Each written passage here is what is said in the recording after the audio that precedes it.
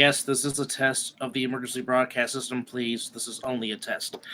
Nonetheless, welcome to the Tim Brown, Terrell Owens, Roy Green, and Art Monk edition of The Other Side of the Ball. I am still burnt from Sunday. I got burnt to the face, and I now look like a damn lobster. Nonetheless, Anthony Alvarez here with Knox 25 Live, Schoolhouse Rock, Chris Vera, and on daddy duty, he calls himself Suge Light, but our special guest for today is Mr. Derek Duncan. Gentlemen, how are we? Darn good, buddy. Except for you left out the best receiver in the whole bunch, Calvin Johnson. I'm sorry I did not include Megatron, who still holds the record for single yardage in a season with 1964. Did I say the best ever? Just checking. Just checking. Well, Jesus and Cleats named Jerry Rice might have something to say about that, but hey, it's all good. But nonetheless, as soon as he drops 1964, Jerry got something to say. Well, he's got a few other records that might say he's the GOAT.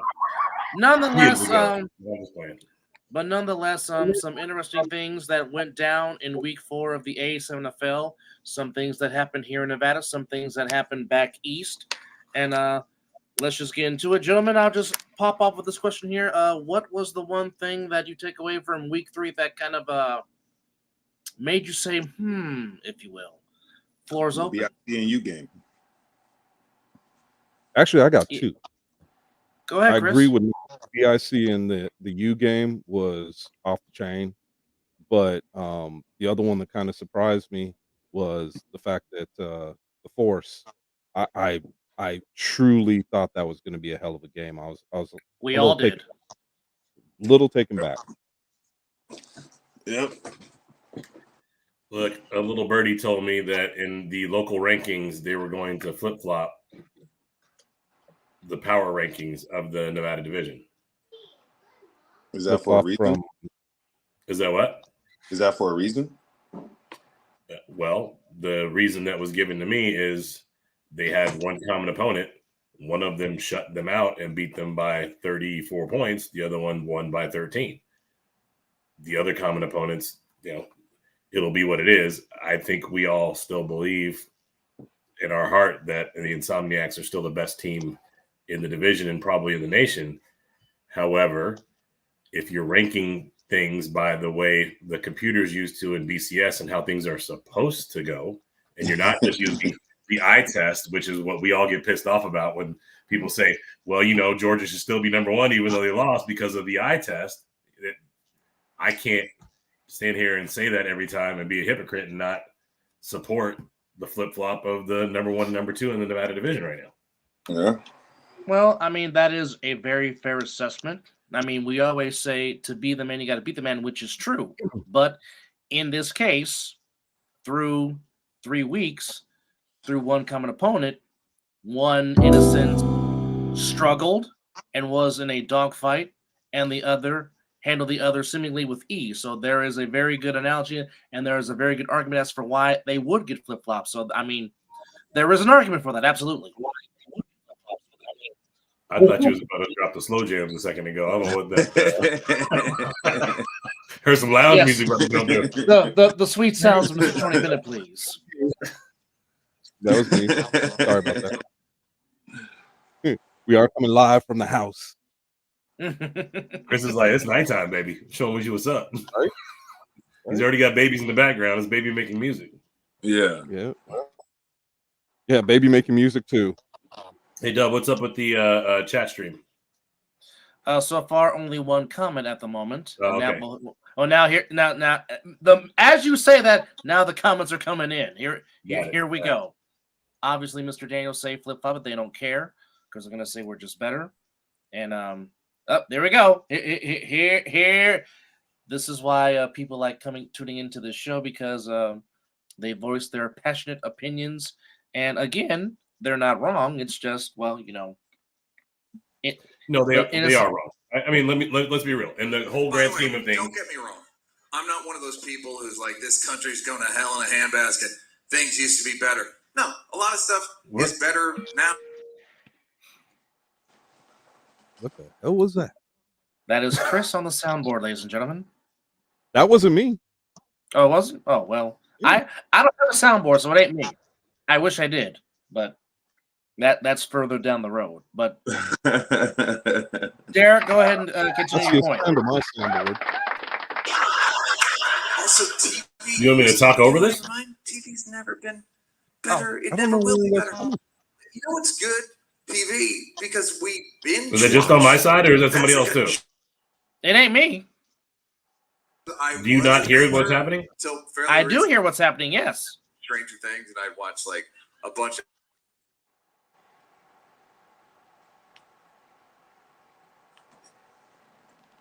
All right, somebody's overpowering with their little voice box, whatever it is. But okay, I think it's gone. It's interesting. We were talking about ratings, and it started talking about ratings. I thought somebody did that on purpose. Anyway, all right. So here's why I would say it's wrong. Let's just go to the college AP poll. If week 1, Georgia plays Alabama after Georgia just came off of a national championship win, Alabama beats them 40-0, and UNLV goes 6-0 before Georgia plays another game, Georgia's still going to be ranked number 1 in the country. It doesn't matter how many wins the other team has. So that argument doesn't really stand up. Okay, very valid point. Anybody else want to chime in on that point that Mr. Duncan has made? I mean, he's right. I mean, that's the bottom line. You know, if you're looking at it, the eye test can't be the only thing. I mean, we have to look at it for what it is, and that is when you put things together and you start looking at common denominators. In this case, the teams that they've played. I mean, you kind of have to look at it that way. So I tend to agree with them. I mean, how can we argue that in the in college football, and then in this situation say, well, no, that's not true. I mean, it's just a ranking. Doesn't matter in my eyes. It doesn't matter until playoffs start. And even then, the rankings don't matter because we're not doing it by rankings. We're doing it, you know, by or we're not letting it go by rankings for whoever's doing it nationally. We're not going by that and saying, okay, here's the number 1 team, here's the number 2 team. It's ranked by wins and losses. So we can flip flop and go back and forth on whatever we want right now. But you know, I tend to agree. It really doesn't matter what the situation is right now. Now let's see what it is at the end of the season. Knox, your thoughts? I disagree. I disagree with both. I feel like you can use the eye test, right? In the sense of we've seen how, let's just say, their first 2 games went. The Force gave them a game, which kind of put them back up there in a sense. The Pit Bosses gave them a game in a sense before it got away from them. So the eye doesn't really play too many tricks on you. You know what I'm saying? It's one of those where they're not perfect. Nobody's perfect. But they're working on it and they know what they have to do to, let's just say, to keep preparing for where they really, you know what I'm saying, where they're trying to get to. No, Knox, you're not wrong. But what we're talking about is, you know, we're just now saying those rankings the shit. Nobody. Yeah, the rankings is too early. Exactly, it's too early right now. It's too early. But I mean, I understand where Derek's coming from, where you're saying, look, if you've got to put one above the other. Though? What's that? Who? Because I didn't catch it. Who's complaining about like the rankings? I didn't catch it. Nobody's complaining. We're just not complaining, but you know what I'm saying. Has it been a talk? Should I say? I don't think that it's been necessarily been a talk where people have been bringing it up. I think more or less what it is just, hey, these are the rankings. This is going to be the new rankings. Okay, cool. You know, rank them. But at the end of the day, it all comes down to what have you done, you know, in the season, and that's going to come out when we get towards the end of the season. Because my question, and trust me when I say this, I'm not saying this is how it's going to go down.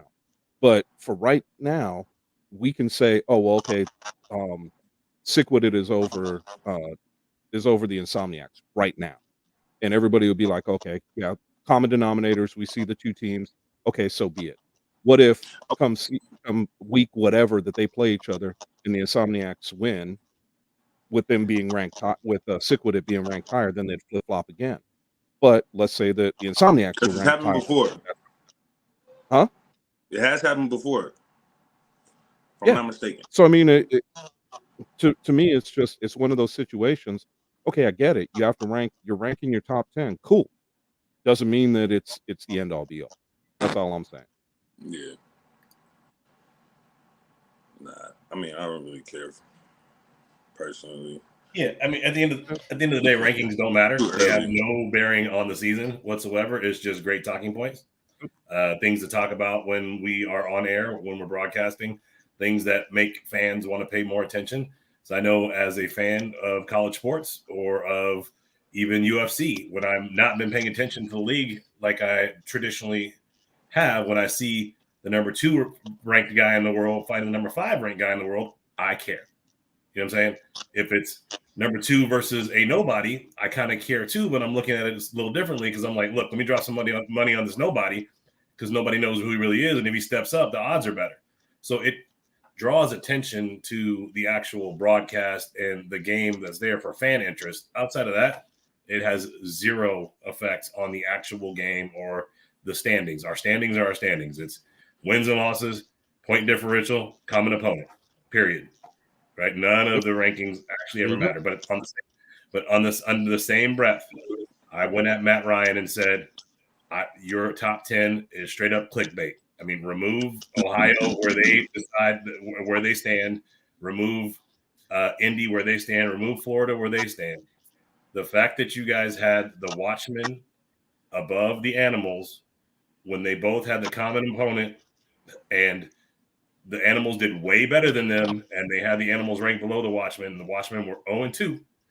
I mean, I don't know if they were 0-2, but even if they had the same record, it did not make sense. So for me to sit there and say that, and then not take my own medicine and say, okay, with that, as much as I like to say, if so facto, SIK should be above the Insomniacs based on that same metric. That's all. Well, I'll just say this. It'll make the meeting when they do meet, which is not until May the 5th, towards the end of the season. And then it will come all into fruition. So I guess you could say the build-up, starts now for when SIK and the Insomniacs meet yet again later on down the season in May. And the rankings don't matter then either. So. Nope, it won't. No.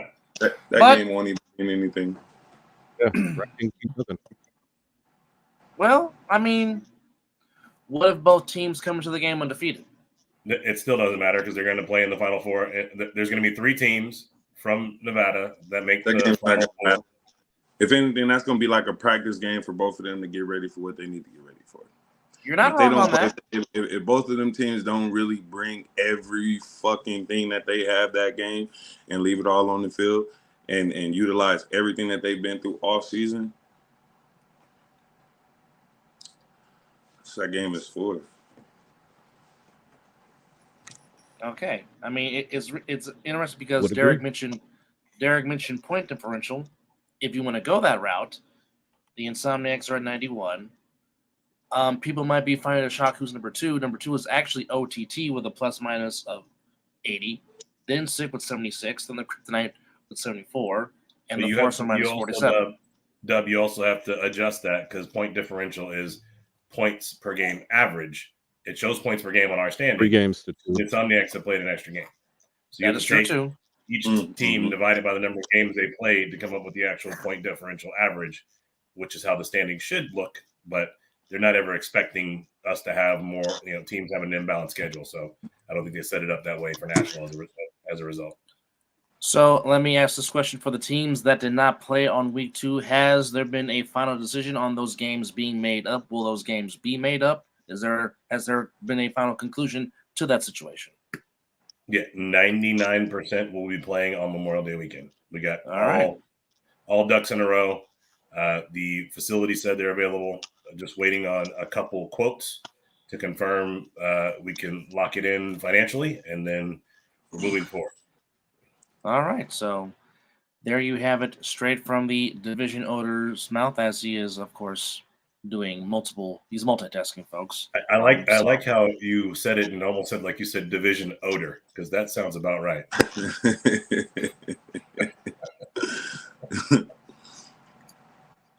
Division odor. Now Chris is on the same delay as I Dub. didn't know an odor. Me and you are the only ones in real time. Oh shit. Like I said, blame the light skin. Anyhow, Will Franklin, I don't know. Maybe Knox can answer that question for you. Hey, this is a PG show, so we're gonna put me first. I think I'm more important. Well, I mean, you are the division manager, so you definitely deserve top billing. Yeah, I don't like that. Yeah, there you go, Casey. There you go, Knox and Cox. Which again, we appreciate our viewers watching. If you're watching on the Other Side of the Ball Facebook page, welcome. If you're watching on the Other Side of the Ball page on YouTube, welcome. And eventually we will get the Other Side of the Ball Instagram page where our Instagram followers can also watch and chime in. So, stay tuned. Fired up. We probably need to get together and kind of work some of this production stuff out instead of like the 6 minutes after the show's started or supposed to have started. We should probably schedule some time to get together. Fair enough. No, it's just sometimes. Well, I mean, for those that are not our own bosses, sometimes you don't exactly get off on work on time. So sometimes I'm mad dashing to get home just to get this template started. And 100%. But I said we should schedule a different time instead of at the start of the show. Well, I'm open for discussion. Gotta love the man. Good. No, we don't. Vanilla. We don't need that. Need a Dub, Chris, Derek. No, I'm good. No, we don't. No. We got one race for the three of us. Light skin. Yes. Right? That's a race I'm not a part of. And the human race. I did just tell Chris Wallace if they need a quarterback again when they travel, that I'm good for 2 big hits and I can get a game going. But if I get hit twice, I'm out for 3 weeks. So, but not to mention, Derek still has me and Chris in one category, and that is those lovely locks that he has called hair. As me and Chris are a part of the Bald Brotherhood, and there you have it. Anyhow, by the way, because of the age difference, I should get a probably about a 10-yard head start. Here we go. I got you by 20 pounds right now, Chris. What's that? I said I'm sure I got you by 20 pounds right now. Well, how much do you weigh now? 270 today. Oh wow, yeah, you got me by a little bit. That's just today, folks. Who knows what will happen tomorrow? Come back for the weigh-in at fight time. So, this might take a shit. Yeah, BIC using the U's own medicine and playing U football to beat them 35-20 last week in East Rutherford, New Jersey. What's the one thing you guys take away from that game is how the BIC obviously with something to prove and trying to say that, hey, we're still here. Yes, Derek. Can I go first? Go ahead. Trey Robinson's the best player in New Jersey. The grandson of Krypton, brought to you by Chris Vera. Oh man. Yeah. I was trying to watch that game. I was just playing, but Trey had a hell of a game, man. He only came in on certain times, and when he did, he was super impactful and impossible to stop. It was a joy to watch. I was proud of our guy. Mr. Cox, are you calling out Matt Ryan again? Are we going there again? And here we go, man. Here we go. And there's a response. Are you saying? No, I'm not gonna put it out there. No, I don't know. Look, I don't know. Hey, I don't know. I could have sworn last time it was a photo finish, wasn't it? My money this year would be on Casey based on Matt's injury, and I know Casey's working manual labor right now, so he's going to be a little stronger than he was before because he was sitting behind a desk or sitting behind a podcast before. Oh, now here's the response.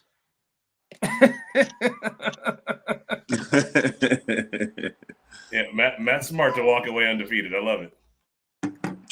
Oh, yes. Even though he did have some fantastic promos building up to the race in Bullhead City, which I'm sure you can catch it somewhere in the A7FL archives. Somewhere down the road as a... I need to watch that again. It's good comedy. It definitely was good comedy. But What I happened to mean, me? do you think BIC made a statement to let folks know that, hey, we're back and we're still here, we're not going anywhere, and we have aspirations for the championship just like everybody else does? Would that be a fair assessment to make? Man, I think they made a statement to the entire league. There's a reason why the guys out east had them ranked number one, even though the Insomniacs were able to run the table last year. That the amount of talent that they put on the squad and then actually executing it collectively together, what they did to the teams they've played so far, they are dominating what they think is the strongest division. And clearly it is a strong division, but the level of dominance they have in that strong division is very Insomniac-like, we'll say. So everybody should be on notice the same way the Insomniacs put the Vegas division on notice, the same way Ohio, so the same way the Nightcrawlers put the Florida division on notice, right? Everybody else, there's a lot more parity. I'd like to think this year SIK looks the part and that they're going to give the Insomniacs a run for the money. As we've already said, I don't know that game one in the regular season actually counts, except for it does for bragging rights. Because once little brother beats big brother once, he feels like he can do it, and you never know if it's going to happen again. Mr. Franklin, I thought you would have the answer to that. Look, I can tell you what it looks like right now. It was listed as final, but I don't know if it is final. It is 4 teams from the West, 4 teams from the East, narrowing it down to 1. So the top 2 teams from Ohio, the number 2 team from Ohio will go to the East. Number 1 team from Ohio will come to the West. Right? They will automatically get dropped into our Final 4. The number 1 team from the Florida will automatically get dropped into the East Final 4. So that we have the same type of setup we had last season, except for now, the Ohio team is going to have to play against one of our 3 best teams, not just have to go up against our number 1. All right. Should make for the interesting contest. Big Rob cracks me up. We should just change his nickname. Change his nickname to the Stick, since he likes to stir it up. No, Will, the Final 4 does not have crossplay potential. Yeah, according to Big Rob, Trey said that the West is what did he say? That the West. You want me to go back? You want me to go back to the comment? Here we go. I just want to make sure I'm responding correctly. There you go. Nah, Trey said Vegas is ass. Okay. Obviously, Cool K Shep wants to crossplay. Ronald Gaither, by the way, Ronald Gaither, get well in your recovery. Speed recovery and prayers to you.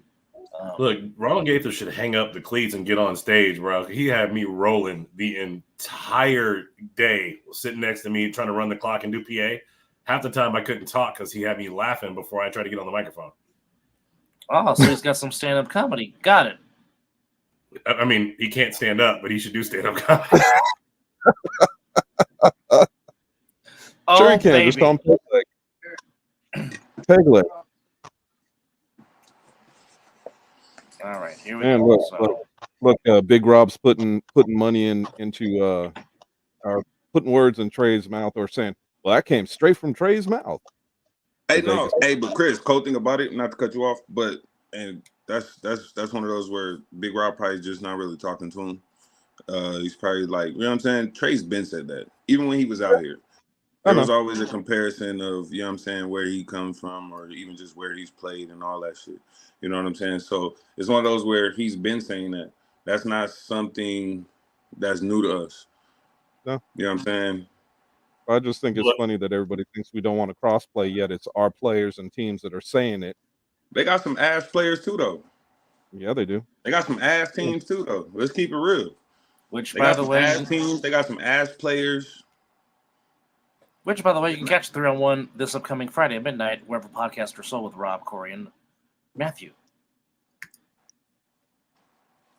So I got a take on the Trey Robinson, how well he did in the East versus how well he did out here. Go for it. And it's another thing that, people have used for comparisons for, thinking that the West was soft because the Force got dog walked by BIC their first season, right?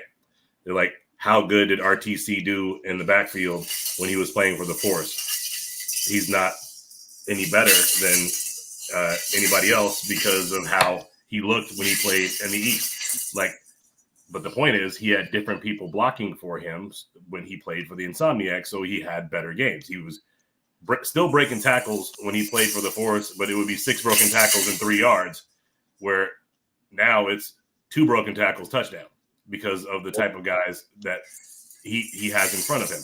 I would say that it could be that Trey has the same thing going on in New Jersey, and until you really watch and break it down and see how strong their offensive line looked on Sunday, one of the best looking offensive lines I've seen in this league. I would put it on par with the Insomniacs, immediately.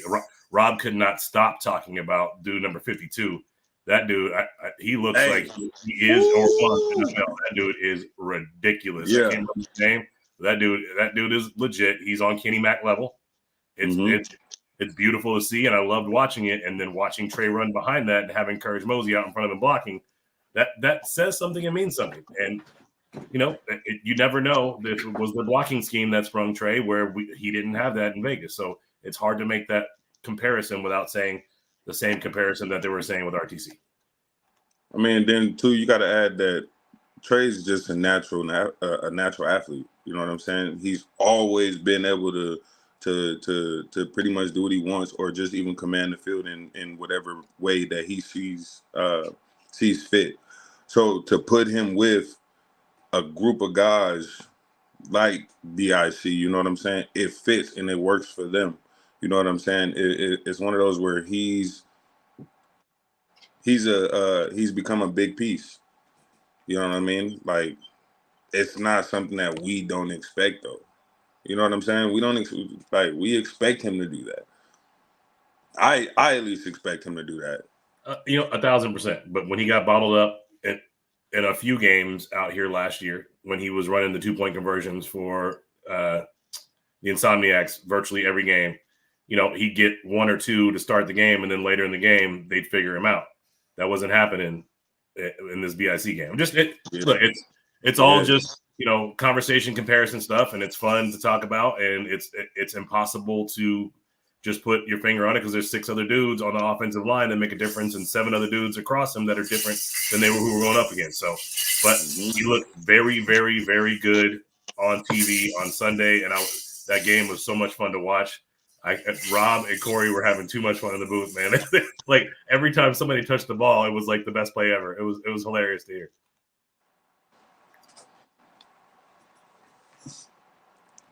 All right, there's a question that Vanilla Vic is going to ask, and whoever has that answer, please feel free to answer that question.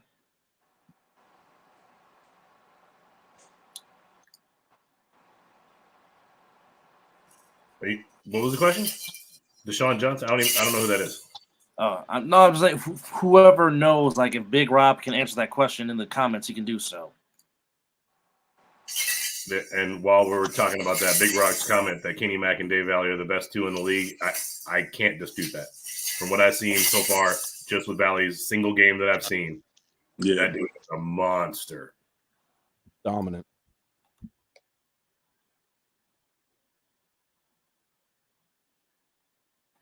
I hear you, Big Rob. And look, Trey said that he thinks the style of play in the West is more competitive right now than it was in the East, but that was his leading up to practice in his first game. I think once he gets through a full season, that might change because, obviously he paid his toughest comp already this week, but I guess we'll see. Uh-oh. What'd you hear, Knox? Oh no, my bad. I sometimes I have to mute myself. You called him vanilla wafer. That's a good new nickname because he's not had much Vic in him. Nah, not even. Well, not no even Diddy. a little bit. Not even a little bit. Did you say a little Diddy? I said he's not had any Vic in him. No Diddy. Yeah, no Diddy. Damn. Well, just to recap, what went down in the league last week. Here we go. All right. So this past Sunday, we had the Kryptonite beating the Gold 40-6, the Chaos beating the Volcanoes 75-6, Buzz beating the Snow Tribe 13-7, Renegades losing to the Watchmen 55-12, Insomniacs beat the Pit Bosses 46-18, the Heist beat the Explorers 41-25, SIK shuts out the Force 34-0. Of course, BIC beats the U 35-20, and the Crush beat the Octane 26-25.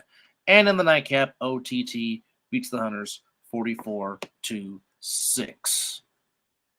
So I got a question for everybody on the panel. Go ahead. What are y'all thinking about the chaos for this season? I haven't watched them yet. I was in the middle of watching the indie game to see what the Octane looked like because I got word that their production was off the hook. So if you guys hadn't had a chance to get in the players' vault and see what their production looks like, they're probably JUCO or D2 college level production right now, which is better than I think the rest of us have done so far. So I'm very happy with the indie division's broadcast and production. So that was nice to see. I haven't seen the chaos. Based on what I saw last year, you know, their best team would be the bottom of our top tier.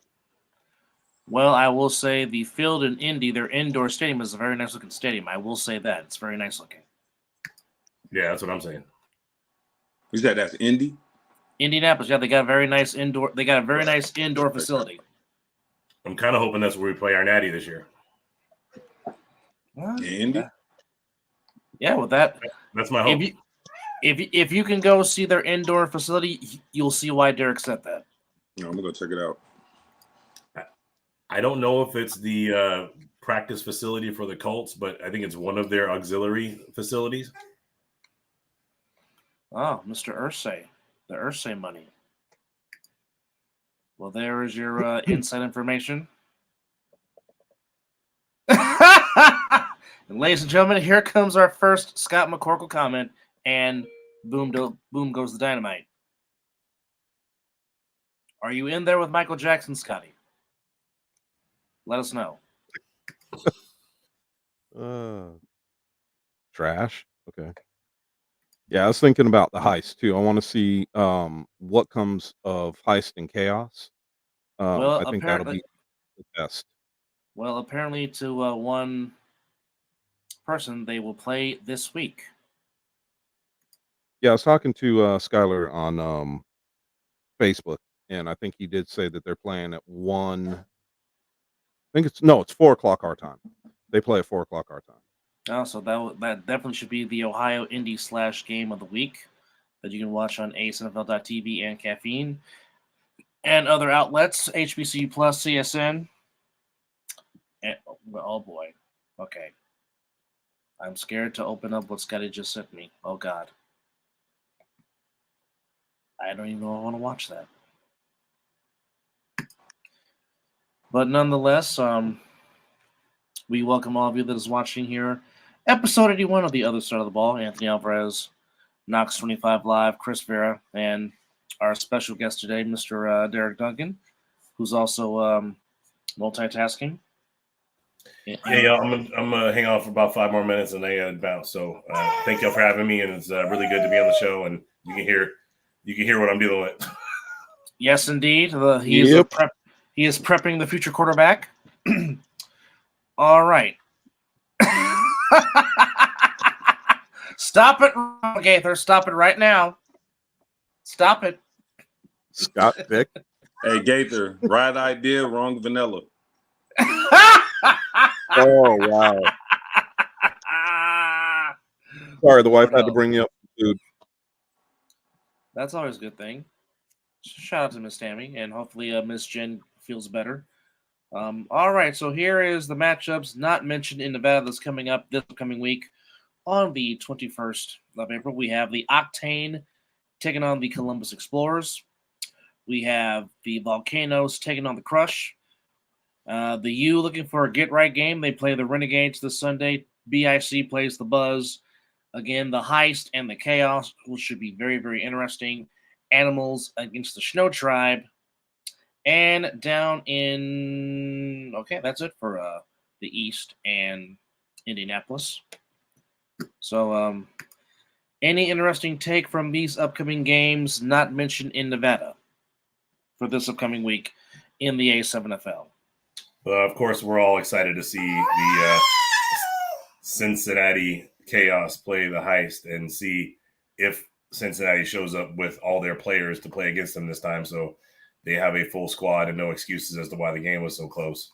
Remember, the playoff game ended in a pick six to win when they had dominated them in the regular season. So looking forward to see what that looks like. And I think your son agrees with you. All right. And, of course, Matt Ryan is, of course, plugging what's going on with the pregame podcast, which drops on the YouTube channel and wherever you get your podcast. So he will get exploits from the broadcasters across the division of what they're excited to see in week 4 this week of the A7FL. So please check that out this upcoming Sunday on the YouTube channel and where you get your podcasts. Thank you, Mr. Ryan. Yeah, I was just going to tell on myself, but I think I'll hold that for a little bit. Tell on yourself. Okay. Yeah. With what Eric was talking about earlier today, if you guys saw that on Facebook. Yeah, me rolling. I must have missed that because I was definitely at work.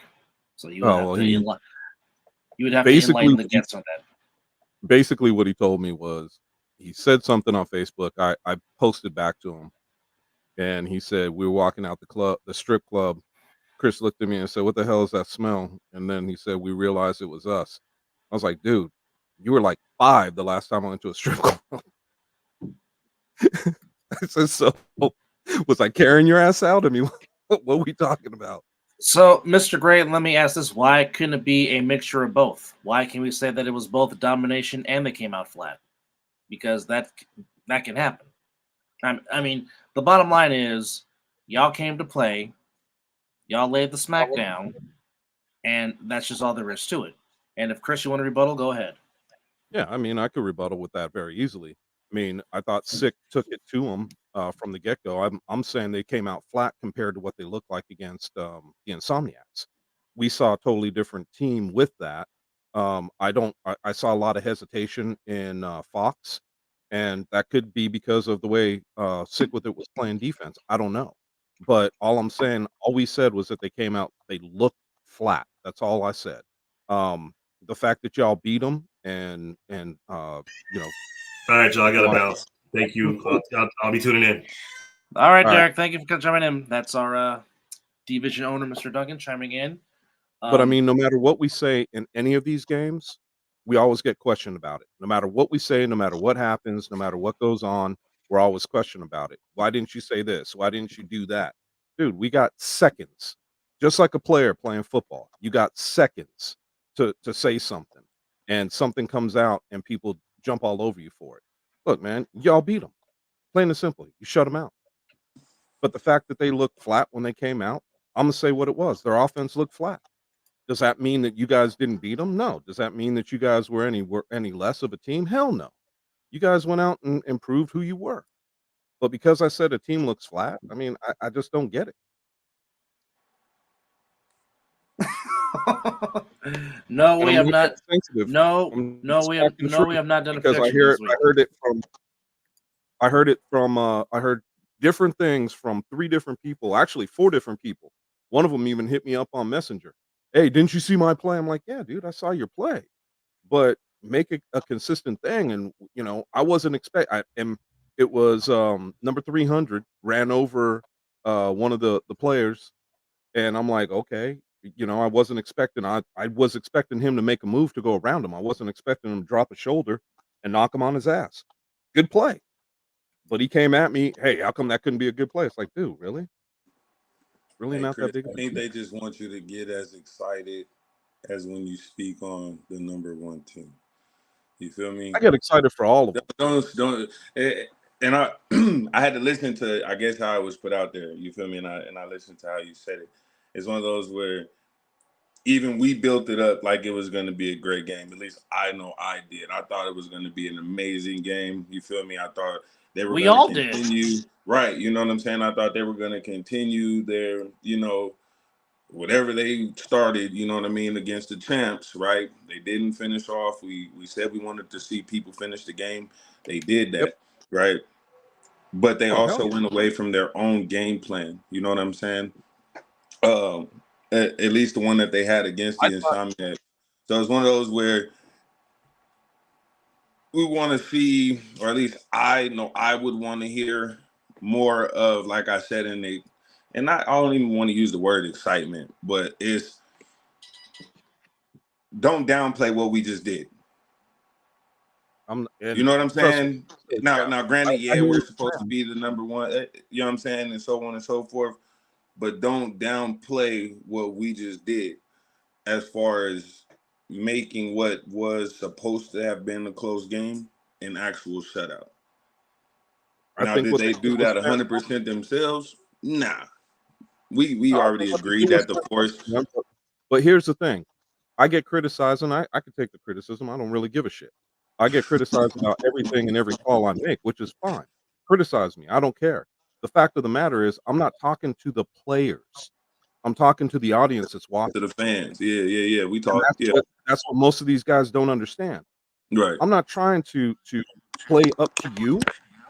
I'm talking to the fans. I'm letting them know what I see. I'm bringing them what we're talking about. Those are the people that I'm talking to. So if you go and watch the game afterwards, I get it. I get it. You want to criticize me for Let, something I said? Look at let it me. from my standpoint. I'm looking at it from your standpoint as a player. No, I hear you. I hear you. Hey, Franklin, to answer your question, why I'm saying what we did, because I was putting myself in using the player's point of view of when I'm listening to Chris, or I'm listening to anyone, or even when I had to listen to them in prior seasons. I'm listening to them speak, but I'm like I said, I'm speaking as a we because I've been there before. I'm not speaking on something present. And like I said, I get it. I get it. But my whole thing is to bring something to the audience at home watching the game. I mean, we could sit back and criticize players rewatching a game very easily for what they've done. And I don't do that because I played the game and I get it. You're making decisions on a split second notice, and there's nothing different from calling a game. And sometimes when you're sitting out there, dude, you're on game 4, you're on game 3, whatever. We're still trying to bring the energy. Not Yeah. always easy. Not always easy. And so if we're a little down on a game once in a while, yeah, does it come across? Sometimes yes, it does. We're trying to pick each other up. And the thing about it is you could talk to Dub, you could talk to Scott. Scott will tell you. Sometimes there's just there's some games that you're watching and you're like, man, I just want this game to get over. Hell yeah. So I mean, the audience sees it, we see it, we're trying to bring it, but it's not always something that you can bring.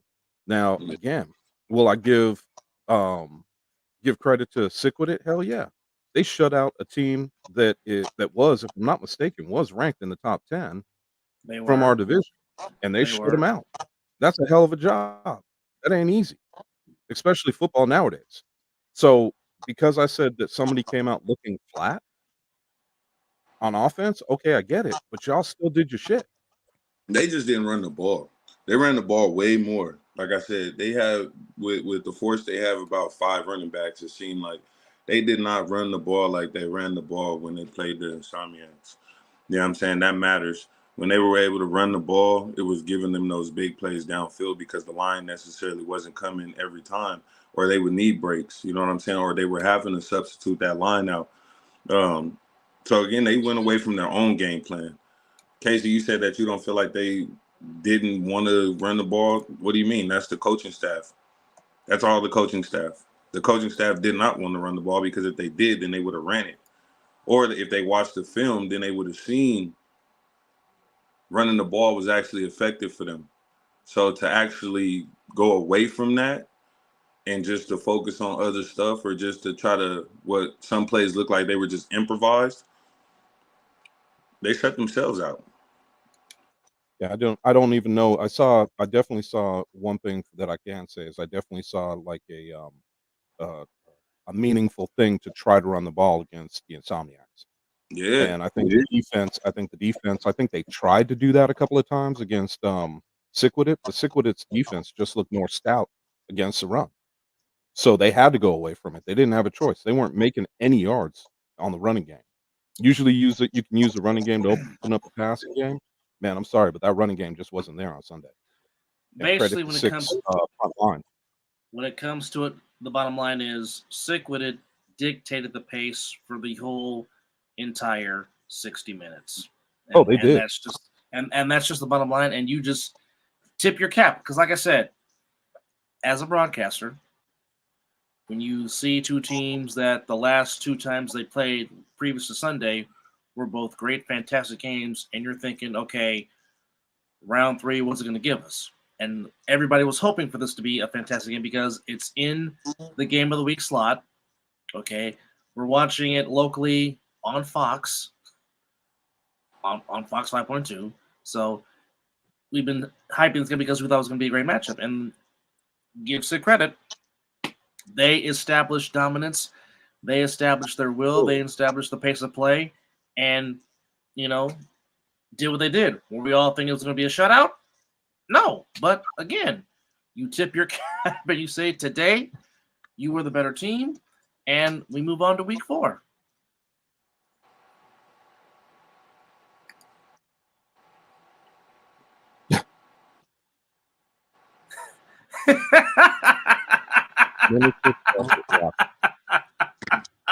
What that Frenchie say? I don't know. I'm trying to go back to look at the remarks. What Frank Will said. Oh boy! I've already been instructed that I need to be mindful of my words. All right. Mindful of your words in what way? I'll tell you later. He will save that for off the air.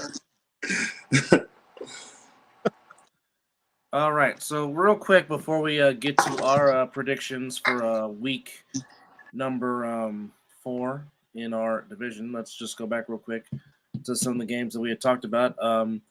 Octane against the Explorers. Do you guys have a thought on who's going to win that game, which starts at 10 a.m. our time, which would be 12 in the Central?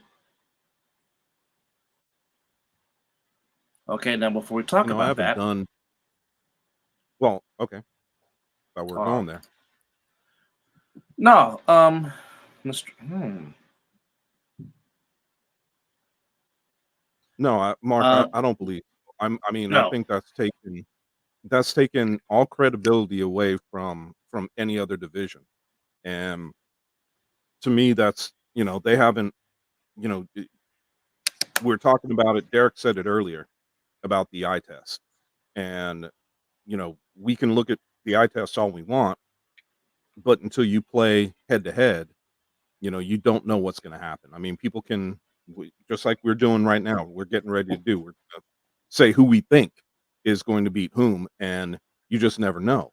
So I can't crown anybody at this point in time.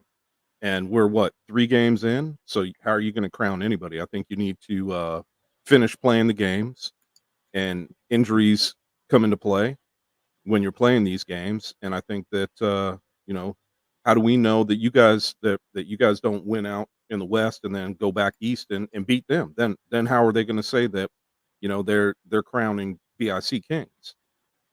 It's one of those things. I can never say that you're crowning anybody until the end of the season. Until the reigning defending champion gets beat. And it doesn't matter where they get beat, if they get beat. Until they're beaten, they hold what everybody wants, and that is the crown. Just like in the NBA, until somebody beats the Denver Nuggets, the Nuggets still carry the Larry O'Brien trophy. Which Mr. Mark is pretty much making my point for me. The Insomniacs still hold the crown, and and yes, indeed, there's 2 teams that are very good. There's 2 teams that are top tier for sure in this division. Maybe there's a 3, and then maybe there's 2 more teams that are on the ascending rise in this division, which we'll get to in a second. But for sure, there's 2 top-tier teams that definitely have championship aspirations. And that is a very good question. And if they happen to meet, that would be the great chess match that we'll finally get to see if that matchup happens. Very true. I mean, there's some good questions that come out, but questions that come out we can't answer, like I said. So I can't turn around and say anybody's king. And right now, if I had to say somebody was king, like you said, Dub, the only one that I could say is king is the Insomniacs until somebody beats them. Correct. I know something that they can withstand, Pac. That 3-on-1, because y'all shit is suspect still. Everybody shit is suspect without me on it. I'm just going to say that. Worthy is going to run that shit back. He's going to have fun.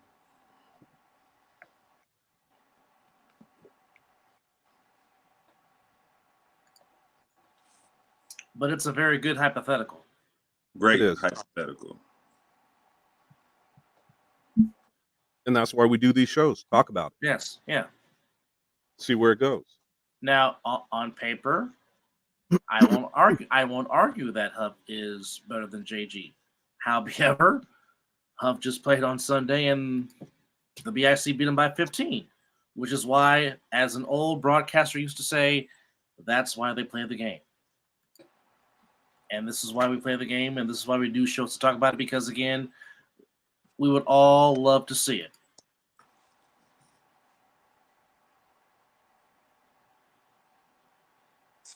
My thing is, what if neither of them teams even play each other?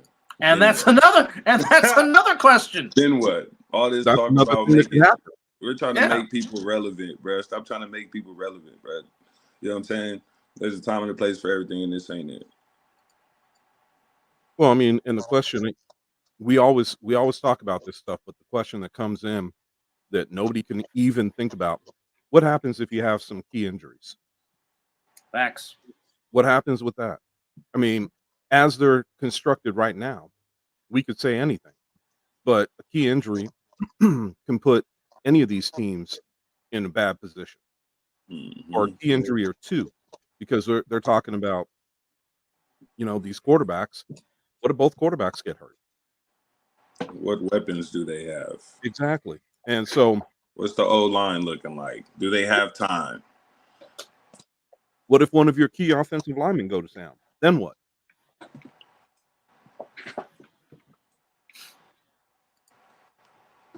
Yeah, we can try and sell it, but again, what if what's trying to be sold isn't really sold? If that happens, then I really know something.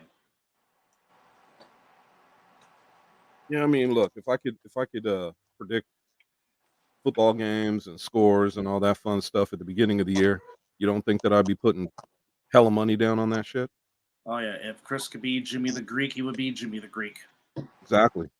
I mean, that's just general knowledge. I mean, shit, I think all of us would. But I mean, like I said, that's why we talk about this. That's why we do these things. And it's fun to talk about and say that somebody is better than somebody else. We don't know until they play each other. That's the real test. Because I know some people I know some people that we won't mention any names, Big Rob, that said that the Nightcrawlers were gonna dog walk the Insomniacs. And that the Insomniacs couldn't play with them. So I mean, it is what it is.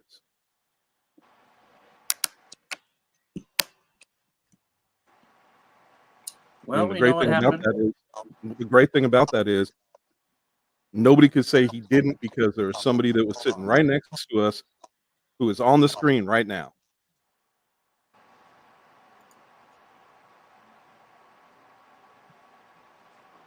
Damn, y'all got quiet. No, we're just letting you take the floor, and I'm just scrolling through the comments. No, I was talking about you. I mean, we sat there with Rob when he was making those comments, and Oh yeah, he and I. we were there live, but credit to Big Rob Fabian. He did salute and gave props when props was given. So there you go. He did, and we were both. It was funny too because talking about the game, he was right in the first half. I was right in the second.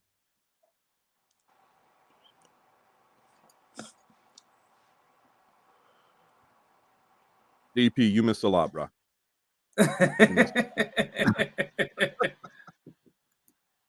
And Mark, you're right. They are two different quarterbacks. Yeah. And totally Travis has a point. What's when that? When Q got in, shit changed. He made those 2 big plays, and Big that's time.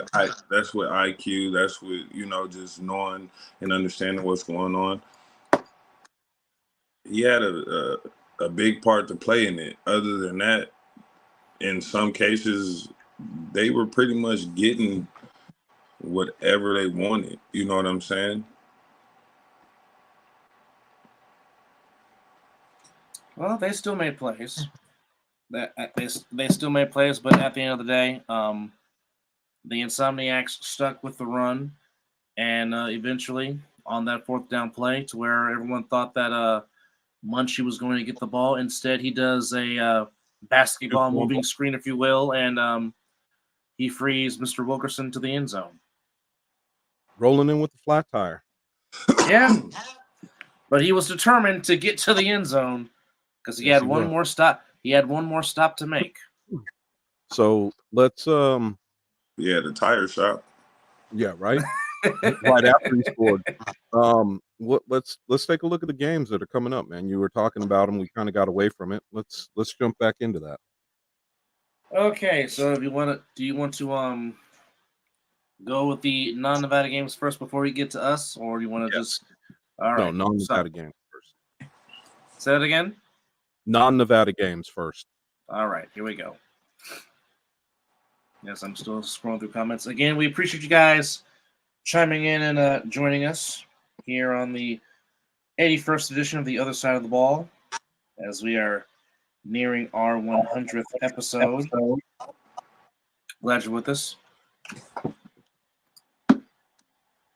And yes, indeed, the night callers were very classy, respectful. They let the Insomniacs have their moment for sure. Very classy of them. Come on now. Work with me. There we go. All right, so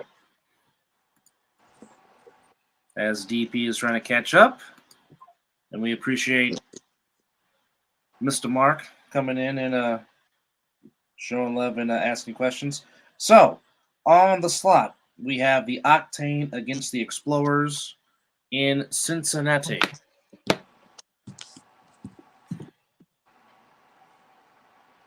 So if we're looking at records or standings, I should say, if we can get to the standings. No, I want standings. Computer not agreeing. No, well, I'm on the iPad at the moment. I'm trying to get to standings. And it's not letting me get to standings. I don't know why. But if we're going by standings in the Midwest,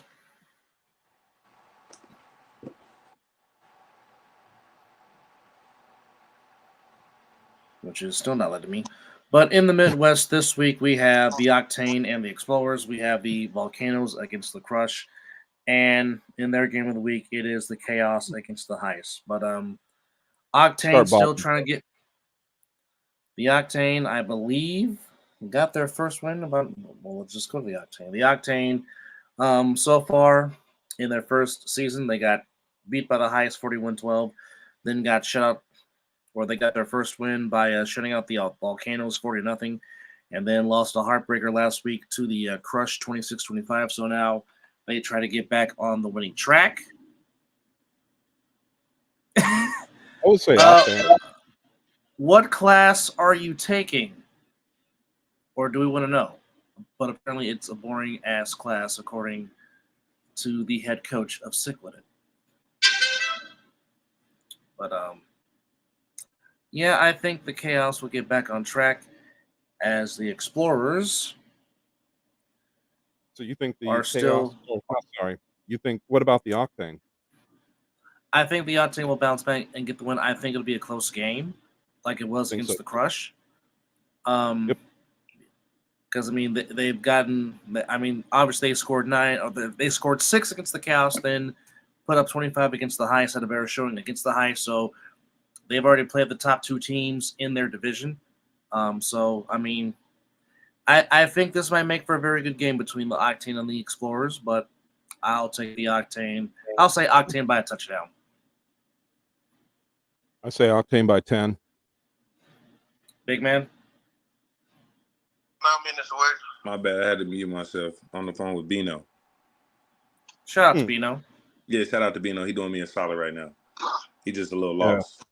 He was the one that was laughing at me because of what he put on the Facebook post. Yeah, no. So this is the part where I double back and say, "What was your question?" Go ahead. No, just who do you like? Go ahead, Doug. I don't. I'm gonna keep it real, and I'm gonna be honest with you. I don't really pay attention to those other. I don't really pay attention over there. You know what I'm saying? So I really couldn't tell you if it's not really, like I said, what would be their game of the week between those 2 teams. Then I'm not really too tuned in. I ain't gonna lie to y'all. My bad. Hey, honesty, as they say, is the best policy. Yep. So we appreciate that. All right, next on the slot in Ohio is, if I can get back to it, thank you, is the Volcanoes and the Crush. I'm going to go with the Crush because I don't think the Volcanoes are... I'm going with the Volcanoes. I want to see Vanilla Vic play. Why did he leave? That's my question. I want to know, why did you leave? I don't know if he'll tell the truth, but I'm curious. I want to know. Let's ask. My bad. Since we're talking about the team that's on his profile picture, and I'm assuming he probably went back there and he has a lot of insight, answer that question. Why did you leave, sir? Well, the Crush, coming off their first win of the season over the Octane by a point, 26-25. They're playing the Volcanoes, and the Volcanoes on the season are still looking for their first win of the season. So, needless to say, I'm Knox, I think that is for you. I would say he was already renamed, so we got to go with Vanilla Wafer. But nonetheless, I agree with Chris. I like the Crush. I just don't know where the Volcanoes are going to get their offense from, because apparently, with the exception, well, I mean, they really haven't scored. So, I mean, if you look at the Volcanoes all year, they got shut out in the first game of the year. Then last week, they only got held to 6. So, again, where's their offense? Who's their offense? And how are they going to score? So, I agree. I do like I like the Crush. I like the Volcanoes. You just like and the Ohio game of the week, rematch of the Ohio championship game, which did go into overtime, to which it was 12-12 going into overtime, and the Chaos got a pick 6 to win it, to eventually meet the Insomniacs in the Final Four. It is the Chaos. It is the Heist. Mm-hmm. So the Heist coming into the season unbeaten. The Chaos coming in unbeaten to the season as well. Unbeaten as well. So somebody's O will go this upcoming Sunday. And I will I'll be the first one to start on this one. And I'm gonna hold on. Oh, now, yeah. I did hear that. That was crazy. Okay, now which team was this? I want to say that was the Heist, if I'm not This is mistaken. interesting. First team Very in in- history to win an A7 game without an offensive touchdown, possibly last Sunday. Interesting. Yeah, I want to say that was the Heist. All right, but Chris, No, go ahead. I thought the Heist scored 40 last week. Yeah, correct it. Correct us if I'm Snow correct Tribe me and if I'm. Buzz. Who was DC it? Oh, Snow Snow Tribe. Tribe and Buzz. No, I didn't Well, see that. Well, I the didn't see the final score in that game was 13-7 between the Buzz and the Snow Tribe. So, yeah. So, and Matt's saying the Snow Tribe offense scored 20 points. Okay, I'm confused. Oh, so it was the Buzz. Hold on, what the hell? Yeah, exactly. It says, but lost 18 to 6. So I'm like, wait, what?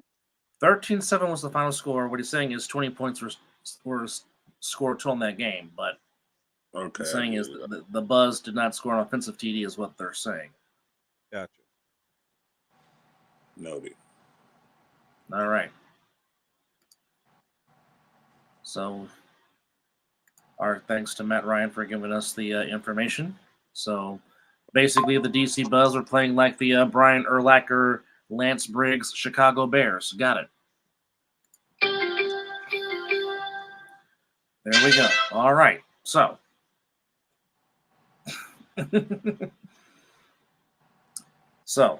Chaos Heist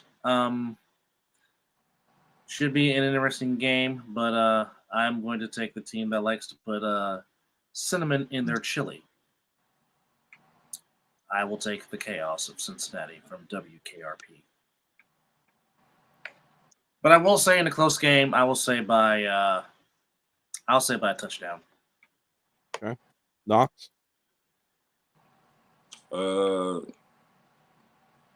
gonna go with the Heist, and only because I feel like they just want to they want to at least get their little get back. I feel like anybody that lost last season and it was meaningful to them, they're wanting to come back and they're wanting to win. You feel me?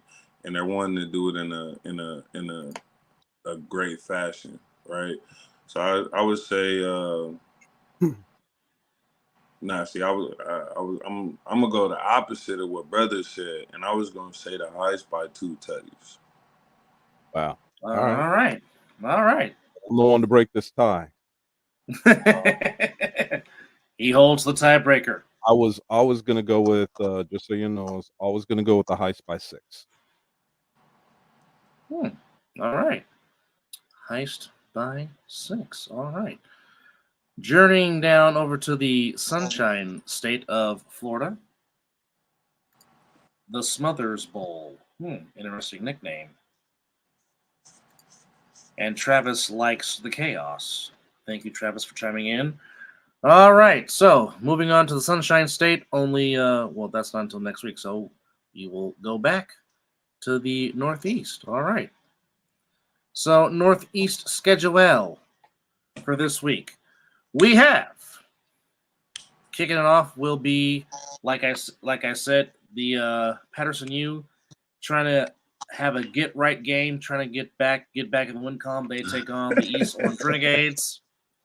I will let Knox go first because he's got a grin on his face. So, big man, the floor is yours. Go ahead. Hey, he's gonna have a long fucking day. All right, I'm gonna just say that he's gonna have a long fucking day. Those boys are upset. Those boys want to play. He's gonna have a long day. I got. Obviously, Knox has the U. I'm picking the U as well. The U might come in playing pretty pissed off and want to just establish dominance early. Chris, what says you? What says you? Well, you said it for me. I got the U. All right. Next up, we got the Trenton BIC coming off a huge win against the DC Buzz. Well, the Buzz got a win, but if their offense is doing all the scoring, that's not a good sign against the BIC.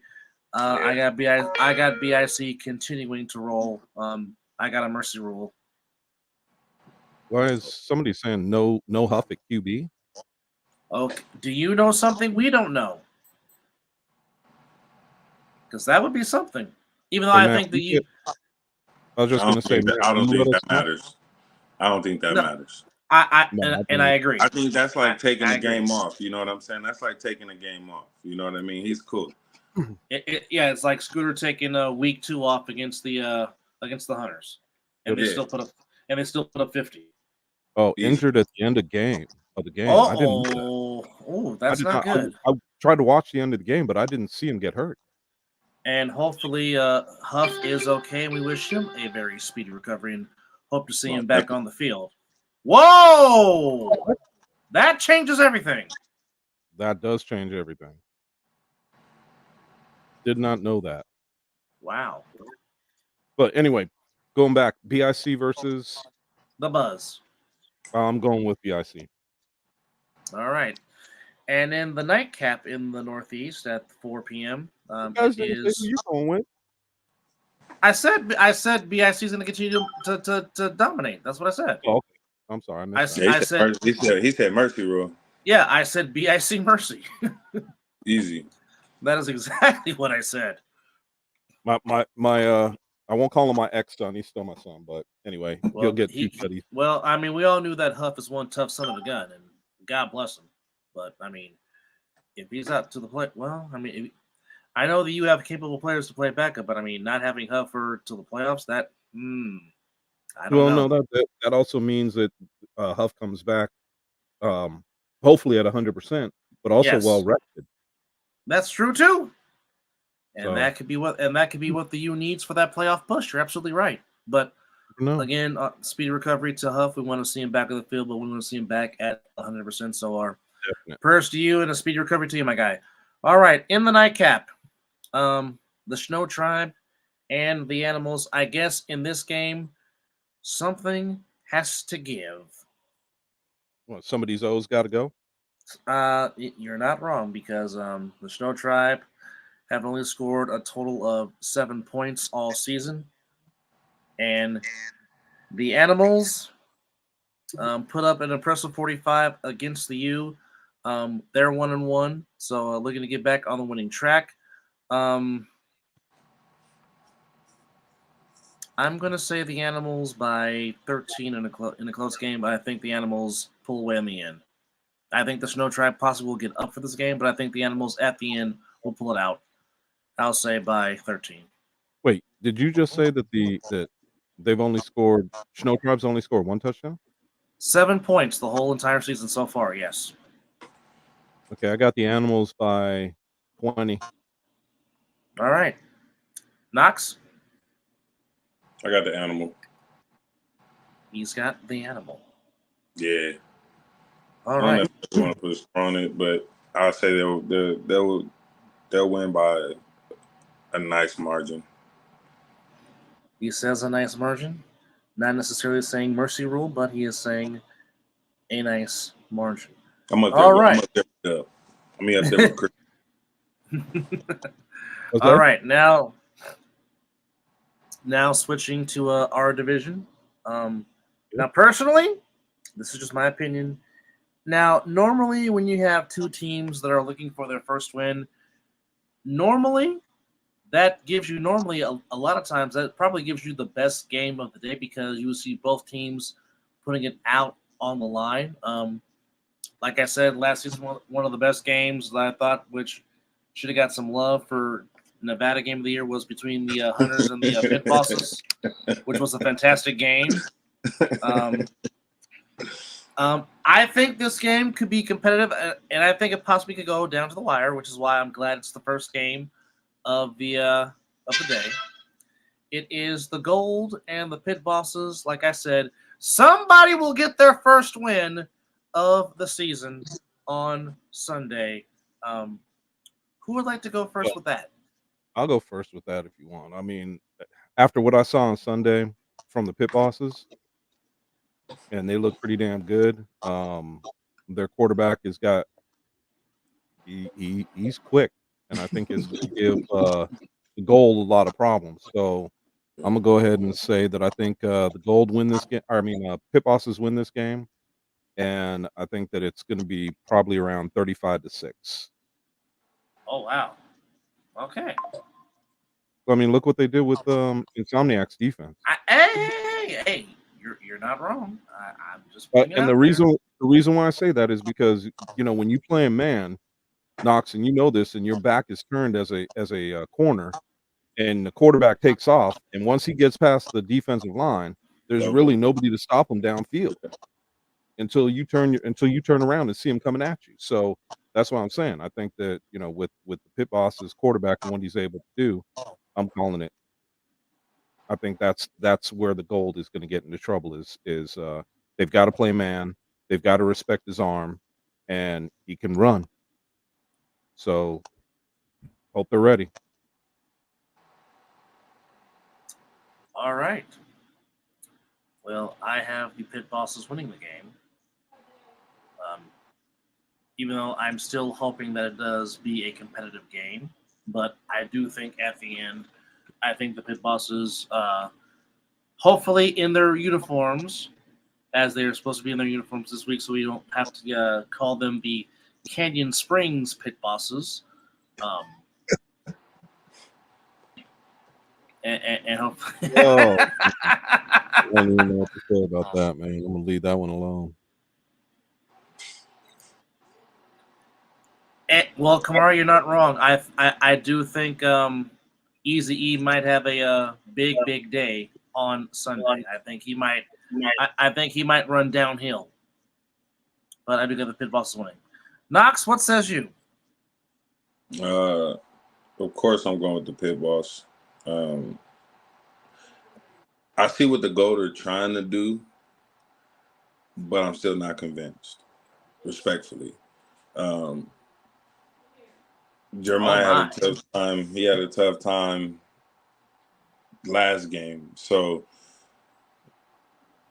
I said Kryptonite. Pit Boss, they have a line too. You know what I'm saying? They have some guys that can get to the quarterback. They have some guys that can cover. I feel like even just within the motivation itself, the Pit Boss are more determined to do something.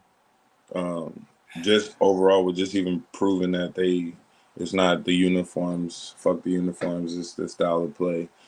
Those uniforms do look like shit, and I know they can't wait to finally put on their own. I can't wait to finally see them, but I honestly don't. I don't see the Gold scoring. I feel like they got lucky didn't they score this last game? That was their first touchdown. I think I was their even first jumped touchdown around and ran around on the sidelines for him. You feel me? I was happy for him. But yeah, okay, they might score like once, maybe twice. Number 7, I think he is number 7. He's pretty decent, but he can't do it by himself. They got to keep that one kid off the sidelines. I mean, off the field and on the sideline. You know what I mean? Mason, I want to see Mason do something. You want to see these kids do something, but I definitely got the Pit Bosses. Hey, low key, I might even say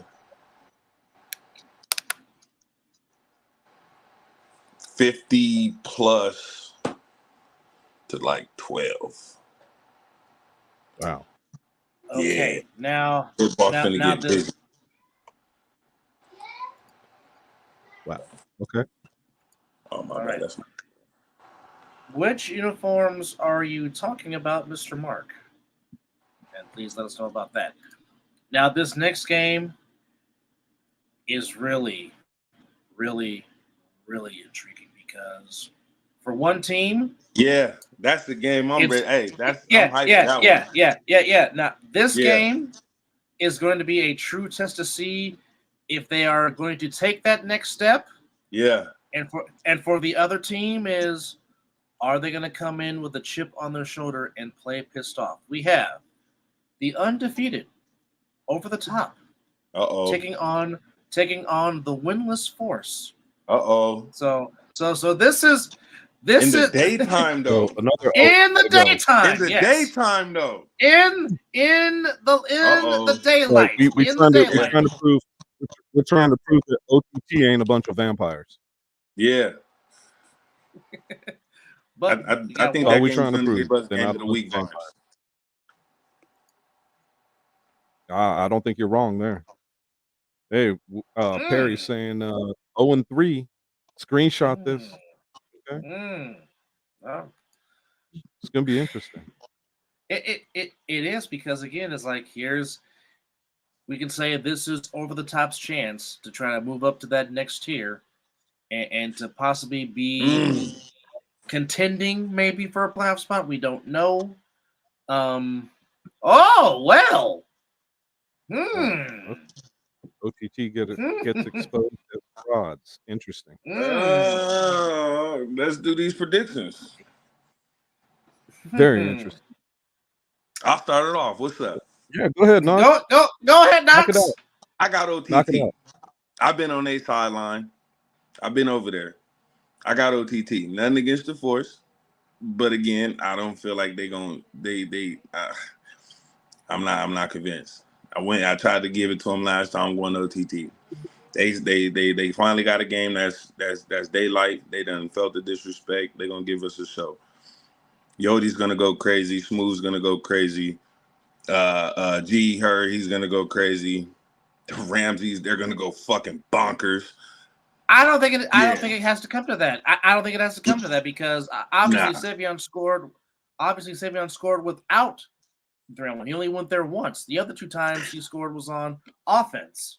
Come on. Hey, even putting him back there, who do the Force have on their 3-on-1 that's gonna stop him? Nobody. Nah. Yeah, that's a really good question. That's a really good question. Come on, man.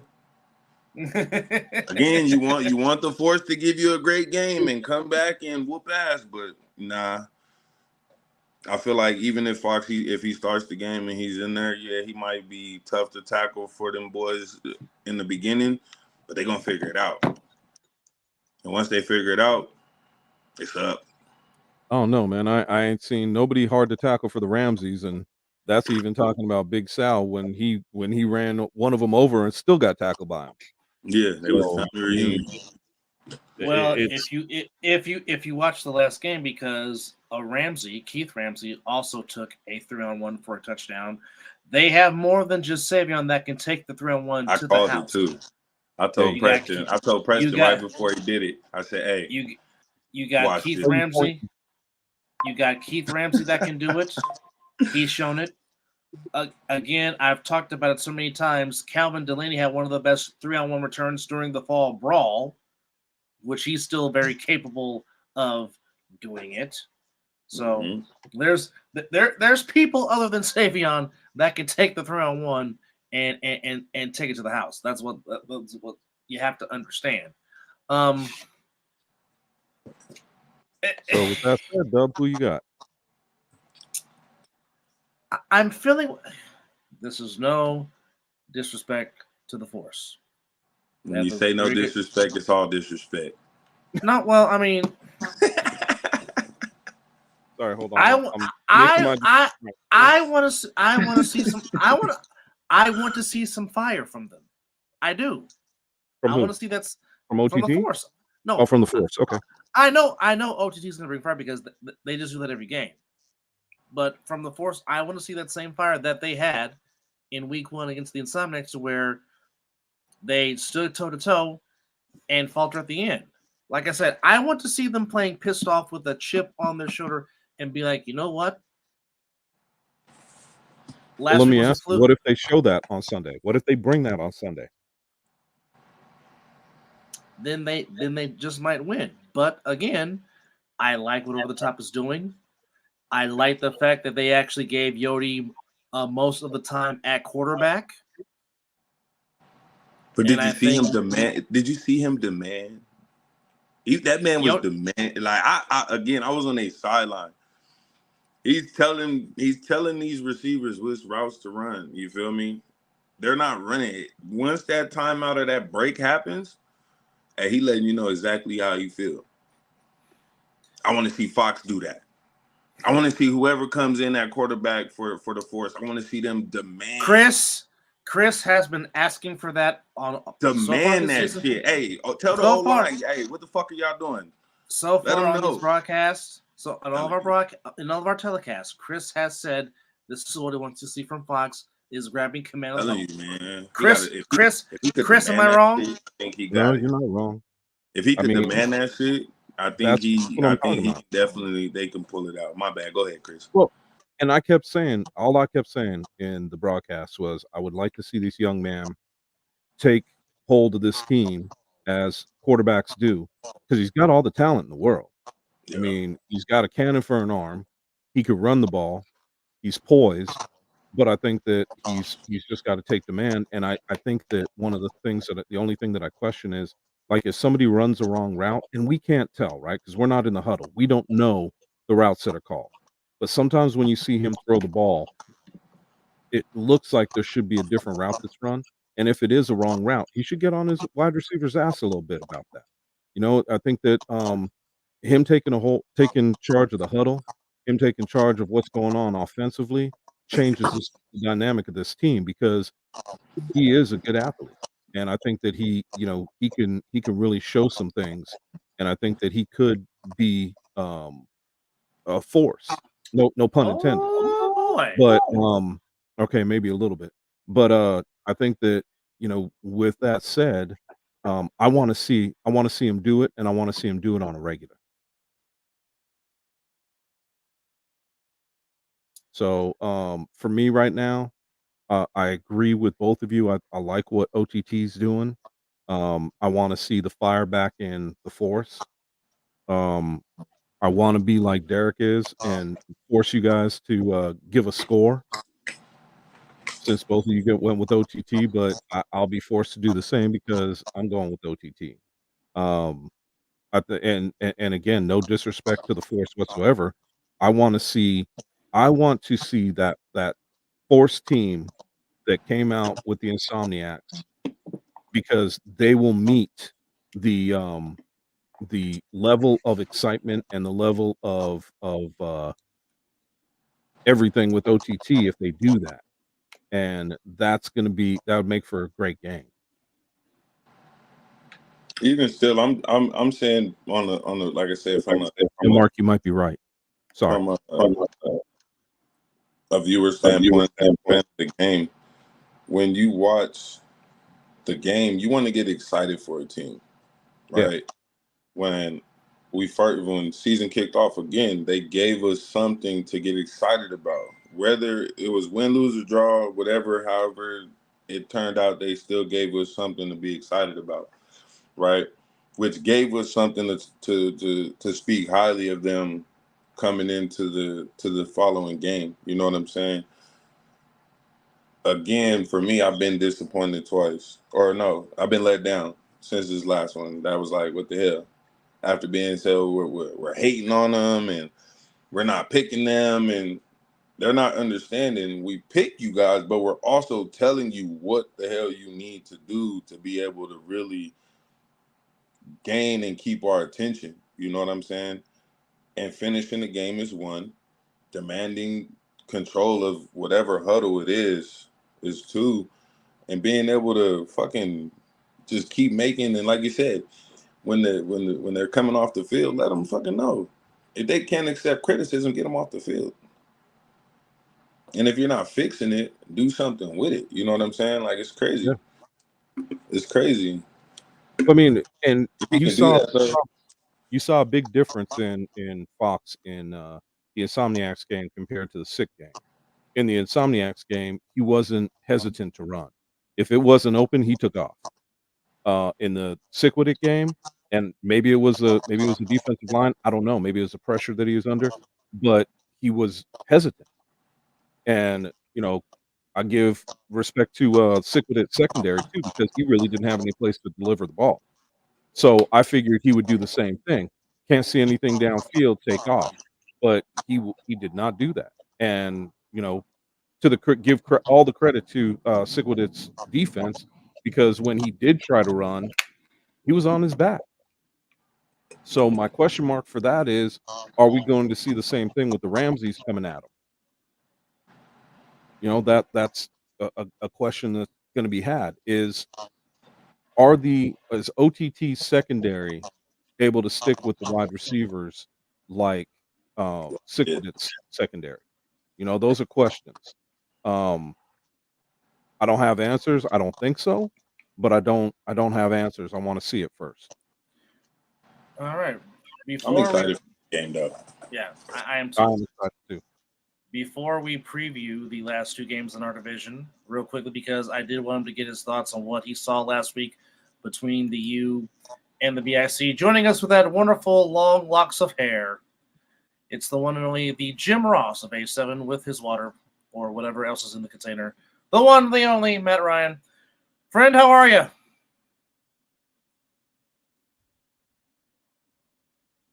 Can't hear you, Matt. Can't hear you, Matt. All right. You will say, hold on 1 second. You on mute?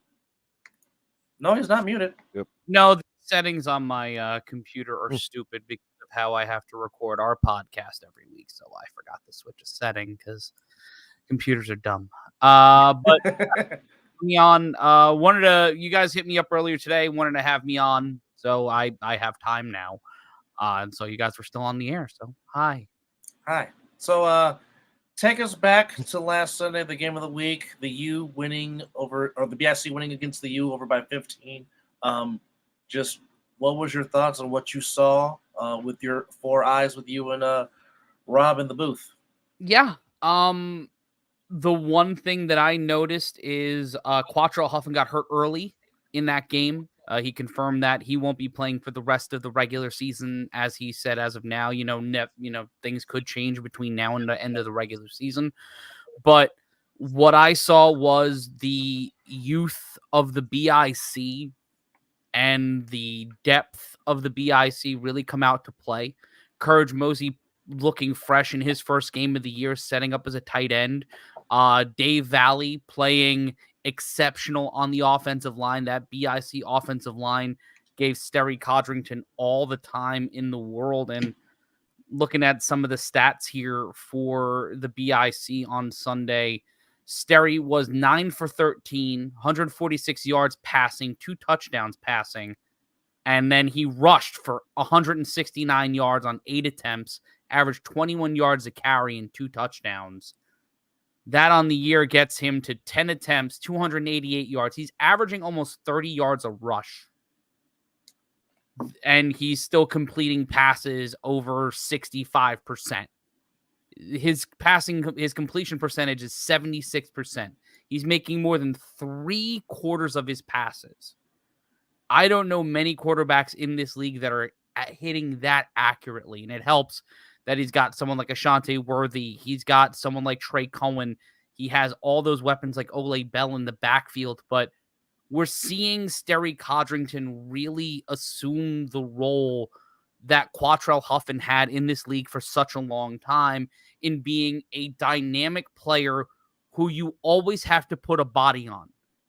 You always have to spy somebody on him, because at any point, someone on that BIC offense is going to touch the ball and something crazy is going to happen.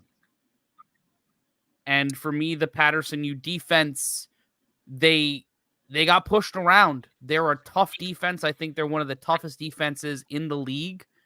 And we've seen that end over end the last couple of seasons. But these guys are getting older and they're facing younger talent who are bringing everything at them.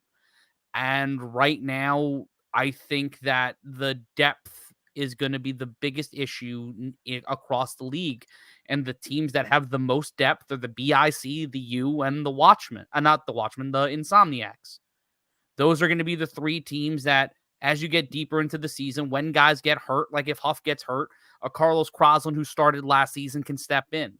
Or Jason Sisson, who's been in that back stack, throwing extra points and throwing dimes from the backfield, can be a huge weapon. I don't know if any other team in the league can spread the ball out that much, that consistently, while having their key players on offense not have to play two ways. Because you still see that. Every once in a while, you'll see RTC playing on the edge. And I don't know if he has to. I think he wants to, but as you get deeper into the season, Huff playing two ways, that hurt him. These guys playing flag and playing multiple games in a day is going to hurt him. And when you have, at least on this side of the country, a lot on your shoulders, if you're the BIC, the U, the Watchmen, or the Nightcrawlers, you're carrying this entire conference on your back because of what happened last season. And if you're in the Insomniacs, you have that 10 times fold. I think that the Insomniacs are under the most scrutiny of any A7FL champion defending in any season. Why do you think that is? Because they're damned if they do, they're damned if they don't. If they run it back, they're going to have the same questions. They're going to have the same problems that everybody's thrown at them the last few seasons. The only thing that will change that narrative is if they beat one of the top 3 teams from out east that's not the Nightcrawlers and do it in a fashion that shuts everybody up. Because, Chris, you were saying it earlier, you can make conjecture, but our job is to be the conjecture makers. Our job is to wonder, if so, then what? And right now, the Insomniacs are coasting, are cruising. They're taking their time. It looks like they're doing the same thing they did in Fall Brawl. They're relying on the players that can dominate up front, be consistent, run the ball, and just take as much time as possible. They start slow. They let teams get into it. When the pit bosses seem competitive, and this is not a knock on the pit bosses, but if the pit bosses can feel competitive against the Insomniacs, but they're getting pie-gouged by other teams in this division, is that an outlier? Is that the Insomniacs playing down to their competition? Is that them trying? Like, those are going to create question marks. And you guys are going to have to address those question marks every week, because unless they come out this week and set the entire division on fire, it feels like it'll be the same performance until the SIK game, and that will answer more questions than I think anything else on the schedule for the Insomniacs this year. But do you blame the team or do you blame the competition? It's endemic of the situation, but it's not their fault that they have to play who's put in front of them. Right. But some weeks they're coming out and they're beating teams 50-0, like they did the Hunters at the half. But against the Force, who, whether the Force just didn't show up against SIK with it, or SIK with it walk them like they were Olive, I don't know. I have to rewatch the film and get a sense of where they are. They went away from the run game. So watching the Insomniac game, they had the run game, and we've established that, and we've said that on multiple occasions.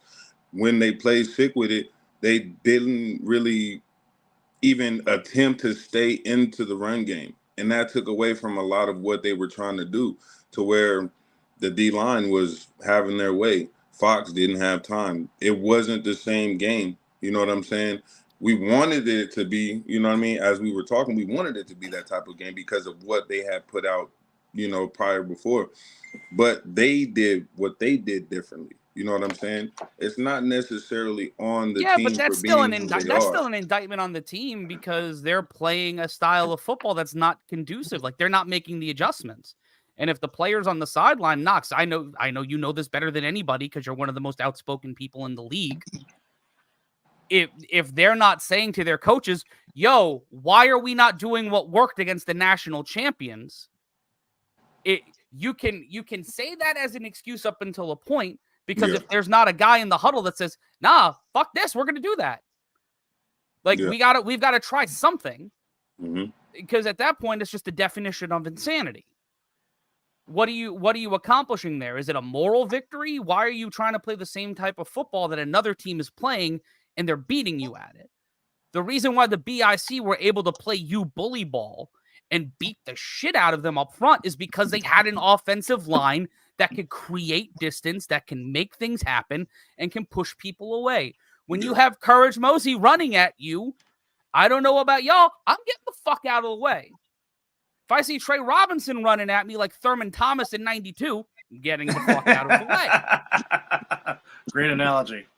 But when you look across this league, yeah, there's only a few teams that are really going to make a lot of noise.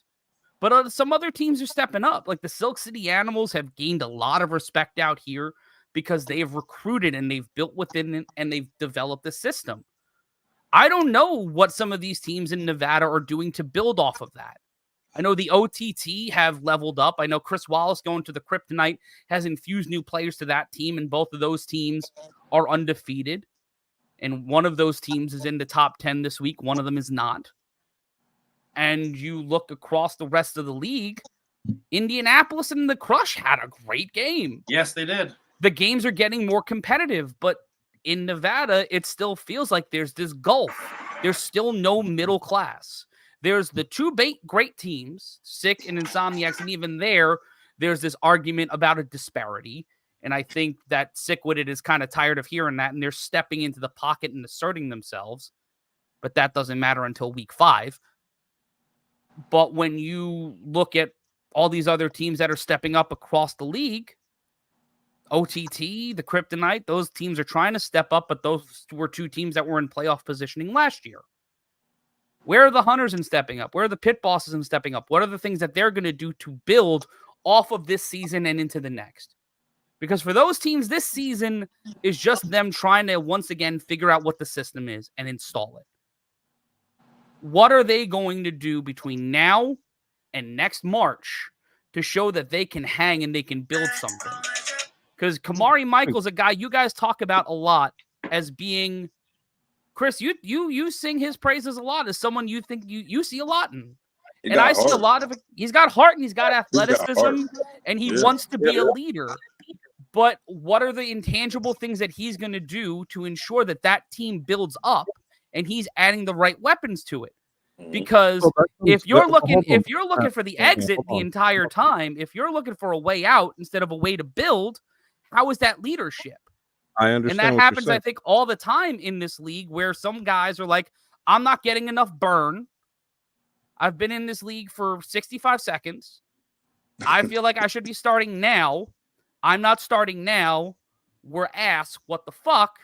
Instead of saying, okay, how can I make this team 10% better? What you got, Chris? Well, what I was going to say is with Kamari, it's his second season playing quarterback. And last season was only roughly about half of it, if I'm not mistaken. So when I see him play, I see a lot of athleticism, and I see when he has the time. So in a big way, you're right with what you're saying, Matt. But on the other side of that too, it's also a way for him to build his team around him by bringing in and I don't know this young man's whole background, so I don't know if he plays in the flag league. I don't know. I have no idea. I don't know if he just moved here or if he's been here his whole life. So I don't know if he could then turn around and look for people that he knows to come out and play A7 as offensive linemen to help him out and help his team out. But what I'm saying is the reason why I sing his praise is just like a lot of these younger players, you see the talent. You see it there, especially when they've got time. Knox, and please correct me if I'm wrong. You see it in this young man. But I think that it's one of those things of they're not trying to figure out how to play in this league. They're trying to figure out how to bring more people to their team because this game has changed a lot from when I used to play. I didn't go to a super team to try to make an excuse the pun about the super team. I'm not trying to say anybody is, but I didn't go to a super team. My thing was, you beat me, and yeah, you whooped my ass. Well, good. Let me go reload for next year, and we're going to bring our core back, and we're going to add playmakers to that core. So now, right now, when kids aren't when things aren't vibing, their whole first thing is to look for a way out, like you said. So that's a different type of mindset from when I used to play.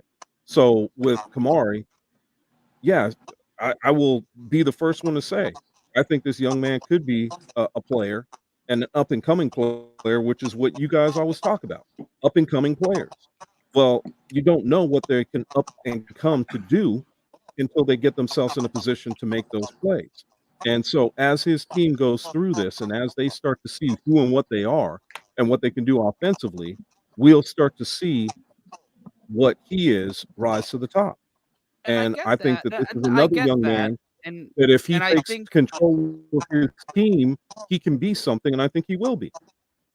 But if that's the case, and this is not a knock on Kamara, Kamara's a great athlete, but it feels like what's going on with the Hunters is trying to figure out how to build a team around this guy. And it seems like the easiest situation would be to put him in at quarterback when a veteran player could come in, like let's say a Smooth Richardson or something like that, someone with A7 experience, someone with more football experience who can recruit, who can help build this guy up in that position. The guy has amazing athleticism, but if you put him in a Jason Sisson role or a Logo Davis role to where he doesn't have to take every snap at quarterback, you're serving him better because you're allowing him to acclimate to a position that's the toughest position in football. You're throwing this guy in there with a bunch of linemen who may or may not be adequately prepared to give this guy time in the pocket. And you're just hoping his athleticism compensates for everything. You're not giving, and it's the same thing with when you look at quarterbacks in the other leagues, when you look at the NFL, when you talk about what's been going on in Chicago and what's Chicago figured it out. Oh, we need to make sure this guy's got time in the pocket because no amount of athleticism, unless you're Madden 04 Vic, unless you have somebody protecting you and giving you some time in the pocket, you're going to get lit up. Corey Hammond gets 1.3 seconds in the pocket to throw the fucking football. Sterry Codrington gets 3.5. Do you know how many, in terms of being able to make progressions, how much time that is? I You're would 100% shudder correct, to think how much time Kamari has in the pocket, or someone like Pennington. You can't take a Smooth and then put him in the same position because he's in the same position. And that's the situation. But Kamari's not a natural quarterback. You need someone to mentor him, like Huff is doing Jason Sisson, and put him in positions to win. Let me say this, right? With there's a difference, okay? What the Hunters are trying to do, they don't necessarily have the numbers to do so. Let's just start there. I have always said from jump, I would like to see a team maybe drop whoever it is, right? These two, there's just a few teams that aren't necessarily established number-wise and players-wise to where players like Kamari has to do what he does. Somebody said it. He's a wide receiver playing quarterback. He says he's a better quarterback than he is a wide receiver. Again, he can't throw the ball to himself. Right. I would like to see again a team drop and maybe a team or two merge. I've said that. If you do that, then you'll have the necessary pieces to be able to complete a game, and he won't have to, let's just say, reach out to veteran quarterbacks because he'll have the necessary pieces. Let's just say if he was with Iquan and the Pit Boss. Let's just say if he was with the Gold. I would take Kamari over Jeremiah any day at quarterback. Does the Gold have that option to swap him out and put somebody else at quarterback? No, which is why Jeremiah stays back there. So again, it comes down to who's on the team. Some of the organizations aren't necessarily built the same, and they're in a building stage. We know that, right? But you got players like Kamari who's dedicated to whatever he's being given, and he's cool with that. He gets up every play. He gets sacked. He gets up. He throws a fucked up pass. He, you know what I'm saying, holds himself accountable. You know what I mean? He has the potential, even like he said, why go play with somebody like the Force or SIK or the Insomniacs when he wants to play? But that's something that he needs to know, where he's of the caliber to where he can go somewhere else and be able to play. So again, it's what he wants to do as a player. I don't feel like he's the focal point. It's the organization itself. It's the organization and how they're reaching out to try to gain players and do all that. It's not his job. It's not his job, but when you're trying to establish yourself as the face of a team, yeah, there is some responsibility with that. When you're trying to be the leader of a team and the quarterback, for good or for bad, is that position. You're in the heat spot. You're going to be the person that gets all the credit and gets all the blame no matter what. So it's about how can you best protect yourself in that role, and that's to help build a good team around you. And that's going to take time. That's going to take a lot of effort, and it's going to take more experience, which is why I think if the Hunters were like Kamari Michael's our future, or just any team, like Sterry Codrington, he wasn't the starting quarterback in 2021. It was Corey Price. Corey Price got hurt. CP had some experience, never played quarterback before, but he had an offensive line that could protect him. He had Courage Mosey and he had Ashante Worthy. So he had the ability to develop, to figure things out, and he was fast as a motherfucker. So he can go 30, 40 yards a clip, get a first down, and make the BIC a competitive team. That he had all the right tools for every single for every Sterry or Huff. There's guys in this league who are thrown into fucked up situations because they're trying to figure this out and they're trying to build a team. And that's the same with any franchise that's in their first or second season. But I can just understand the frustration. Yeah, that's where Kamari is. It's his second season, and there's a little bit of frustration there, and I get that.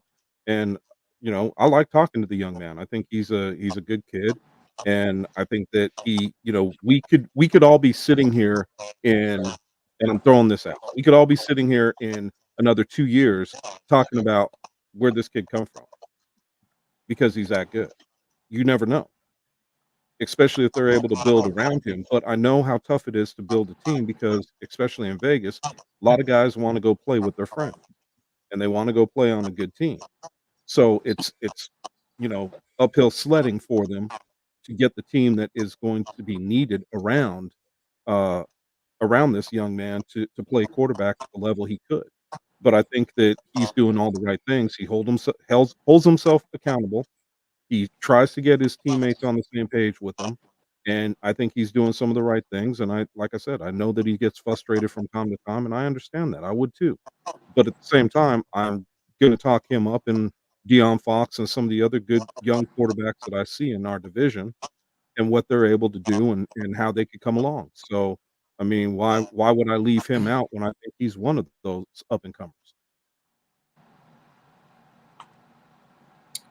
All right. So, Matt, in your games this week, you got the U against the Renegades, BIC against the Buzz. I know that, but while he's on, I'm trying to spread love. As Bicky would say, spread love the Brooklyn way. BIC and Buzz, Animals against the Snow Tribe. How do you see these three games coming out? First between the U and the Renegades. I think the U are going to be pissed off, and Corey's going to have a long day at the office. Some player movement on the Renegades end, some changes there. I think that the running game has been effective for the Renegades when it's been there this season. Injuries to DeAndre Haynes make it tough sledding alongside the Predator. The Haynes brothers are banged up, and they are such a vital role to the offense and the defense of the Renegades. And the U coming off that loss, I'm expecting to see a lot from Jason Sisson. I'm expecting to see Kevin White and Isaac Negron have big days. I expect to have a lot of ice for Corey in our 4:00 game when it's the Animals and the Snow Tribe. And I think the Animals that offense is it's going to be a long day for the Snow Tribe. Last week, we saw a team that could not get themselves out of the blocks.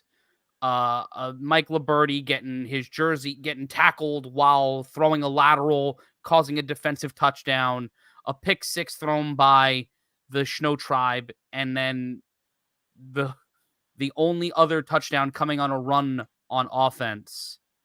And yeah, Corey talks about it on the podcast. He's got a black eye from the turf in Baltimore.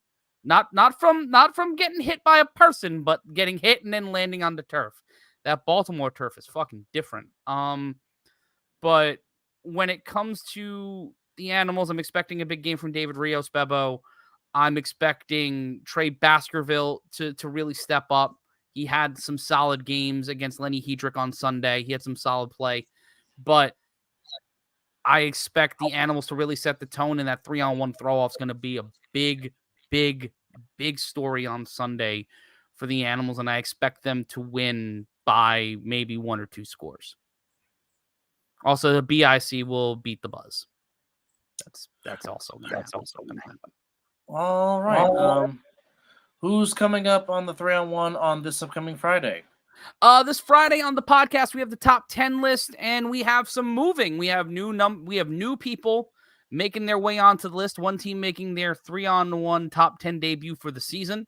Some people moving up, some people moving down, and SIK with it, making a huge impression. But Trey Robinson of the BIC, off of his great game against the Patterson U, join us. He talks about, well, exactly what you would think Trey Robinson would talk about. Talks about Nevada, talks about playing for the BIC, why he thinks Sterry Codrington is in fact the best quarterback, not only in the Eastern Conference, but in the A7FL. And obviously, we break down the top 10 and get you ready for this week. And this week on the pregame pod, we hear from Woody Ness-Charles. In Florida, we hear from Dub Alvarez, Zach Morgan, Jaquan Mason, Ron Clark, and more. And you can download the pregame pod wherever you get it. Or you can also watch it before the 1 o'clock game, the first game of the day, across the A7FL games of the week. And on that note, gentlemen, it's too late here. I'm old. I'm tired. I'm going to go walk my dog. Be well. Be safe. Baba boo.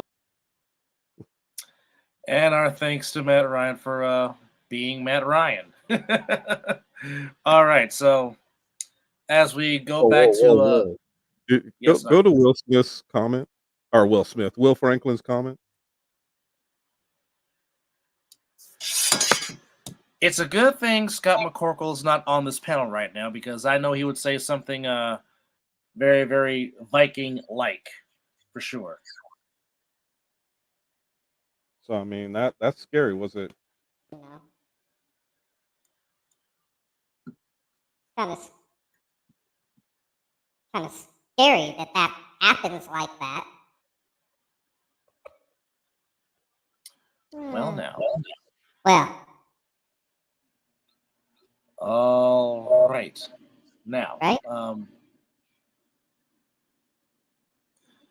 Okay, so Travis says BIC by 70 against the Buzz. Well, considering the Buzz only scored 7 points, you might not be wrong, Travis. All right, so all three of us are picking over the top to take that next step. And now in our game of the week slot, it's a battle of unbeatens. Somebody will get their first loss of the season. It is the North Vegas Kryptonite against the champs, the Insomniacs. Wow. All right. Yeah. So we have our first undefeated match of the year. Of course, Kryptonite coming in at 2-0, Insomniacs at 3-0. In the 2 meetings that they've had, we go back to last season, 54-14. The Insomniacs won back on April the 23rd of a year ago. And then in the playoff game, the Kryptonite were shut out 71-0. Obviously, different Kryptonite team. Most of the Insomniacs is intact. What are we going to see out of this game with a Coach Wallace coach team of the Kryptonite taking on the champs? How do we see this game coming into fruition with 2 unbeatens, with somebody getting their first loss after this upcoming Sunday? I don't know. Who wants to go first? Well, we have one prediction that says Insomniacs belt to ass 56-7. Wow. Travis, to answer your question, yeah, that's a different one. You could, I want to say Matt even has shared it on his Facebook if you had him. I don't know. I'm gonna say I'll take the Insomniacs, of course, but I'm gonna say too, I don't know if the score is going to be like that fucking crazy. I'm only saying because I'm thinking, if I'm not mistaken, there is a tournament that day out here. And if everybody's going to be at the tournament, or if everybody's going to be at the game, or if it's going to be a half and half type of situation. What time's the tournament? I don't know. All day. Oh, okay. Yeah, it's different formats. So you got 8, 7s, 5, 6s. all types of shit. If I'm not So mistaken. that might impact some teams because some of the guys might be playing in that tournament instead of out at A7. Interesting. So I'll take the Insomniacs. Well, here's what I do know. I mean, if they don't show up or not, we have seen the Insomniacs put up 40+ points with their quote-unquote B squad. Shit, it might be the C squad though if it's a tournament. And you're not wrong. well, the tournament's for money though, and I don't Yeah. know. I'm guessing it is. I think it is. It's one of those ones. Well, again, like I said, Chris and I are going to sound like a broken record until it actually happens. Until somebody cracks the code and beat them, I'm going to pick the team that wears the crown, and the Insomniacs wear the crown. So until somebody cracks the code, I'm going with the Wolfpack. And again, I like what the Kryptonite have done. I like the way they played. We will see if Alexander Fliss comes back to play quarterback, or will they still put in Keenan Walton at quarterback as it was last week against the Gold. That boy had a game. Yes, he did. Keenan played very, very well. Tuggy played very well, found the end zone twice. And you still got Leakins to worry about. But I'm still rolling with the Wolfpack, even though I do think the Kryptonite will make it as competitive as they would want it to be. But I'm still taking the Wolfpack. Mr. Vera. Yo, Your pick. I'm just trying to see something. Yeah, hold on. I'm just trying to see something here. Give me 2 seconds. Okay.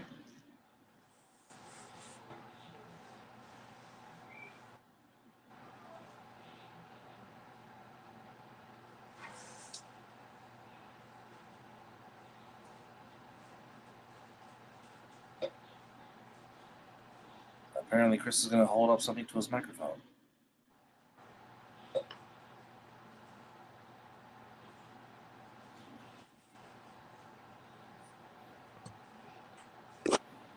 Okay. So helps when I take myself off mute. So for the old heads, when you're talking about the Wolfpack,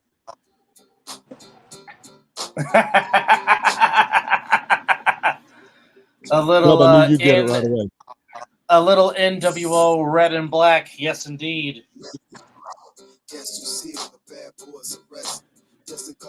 So in case you want to know who I'm going for. Well, my only question would be who would play the role of Kevin Nash and who would play the role of Scott Hall, because I don't know if anybody in the Insomniacs has the Scott Hall and Kevin Nash hairstyle, but I get where you're going. Do they really need the hairstyle, or can we just say that the two guys are going to play? That's true. Because one of them to me would be RTC. Well, yeah. Well, he can also he can also play the role of Conan or the Macho Man because he does got that hair. Anyhow, so we all are in agreement with Wolfpack. And in the nightcap under the lights, it is the Hunters and SIK. I'm taking E40's record label. And I'll say Lord have mercy. But again, the Hunters are going to give you a fight, and they're going to play to the end. But too much depth on SIK. I think SIK will be SIK.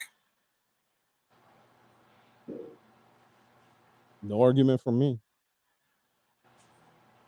No argument from me at all. I think that SIK with it is showing what they got. There's not going to be any letdown, and I think that it's going to be a long night or a short one, depending on how you look at it. And looks like only Dads is in agreement, hence why he's not speaking.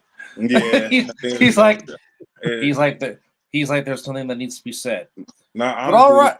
When I seen the games earlier, I said the only 2 games I'm really excited about or would even care to watch, just because you just know what's going to happen, would be the The first two. Sorry, he said put Mankind back on. Bino, who is playing the role of Mick Foley? Yeah, that's a good question. Who's playing Mick Foley? They need more of a rock and sock connection. Mr. Sacco. But Yeah. Nonetheless, as we put a bow and a wrap on episode 81, the Outside the Ball, our thanks to Derek Duncan and our thanks to Matt Ryan for coming in and chiming in. Final thoughts, gentlemen, as we look forward to week 4, which we got 2 intriguing matchups with OTT and the Force and the Kryptonite and the Insomniacs. But just final thoughts as we are, I guess you could say we are halfway through the regular season upcoming. Final thoughts. Go ahead, Knox. I'll let you go first. Oh, mine's short and simple.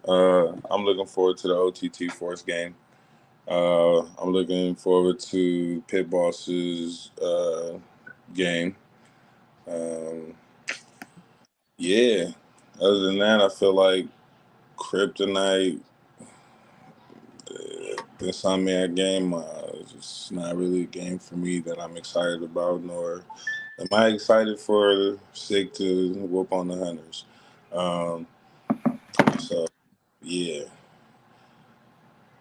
I think it's just going to be some good football.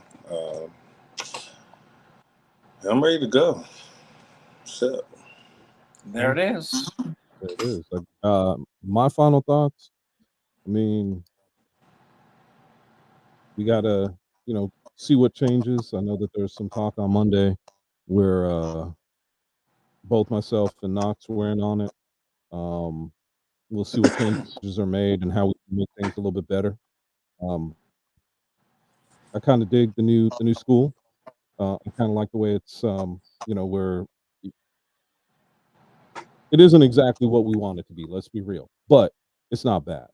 And the field is actually, it's nice to see guys out there being able to plant and move without slipping and falling. So there's always that. But I think overall, my last thought is just would like to see some good games on Sunday. Hope that everybody stays healthy and we get to see this whole division take it to another level.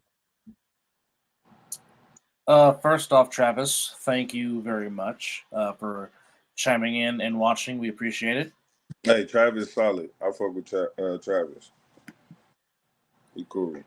That's because they're still building things at Modern, Dude, that's why I asked the same damn question. I'm gonna get y'all some binoculars. I think my question was more when I looked at Dub and I said, dude, do you think they can move the scoreboard just a little further away? Bruh.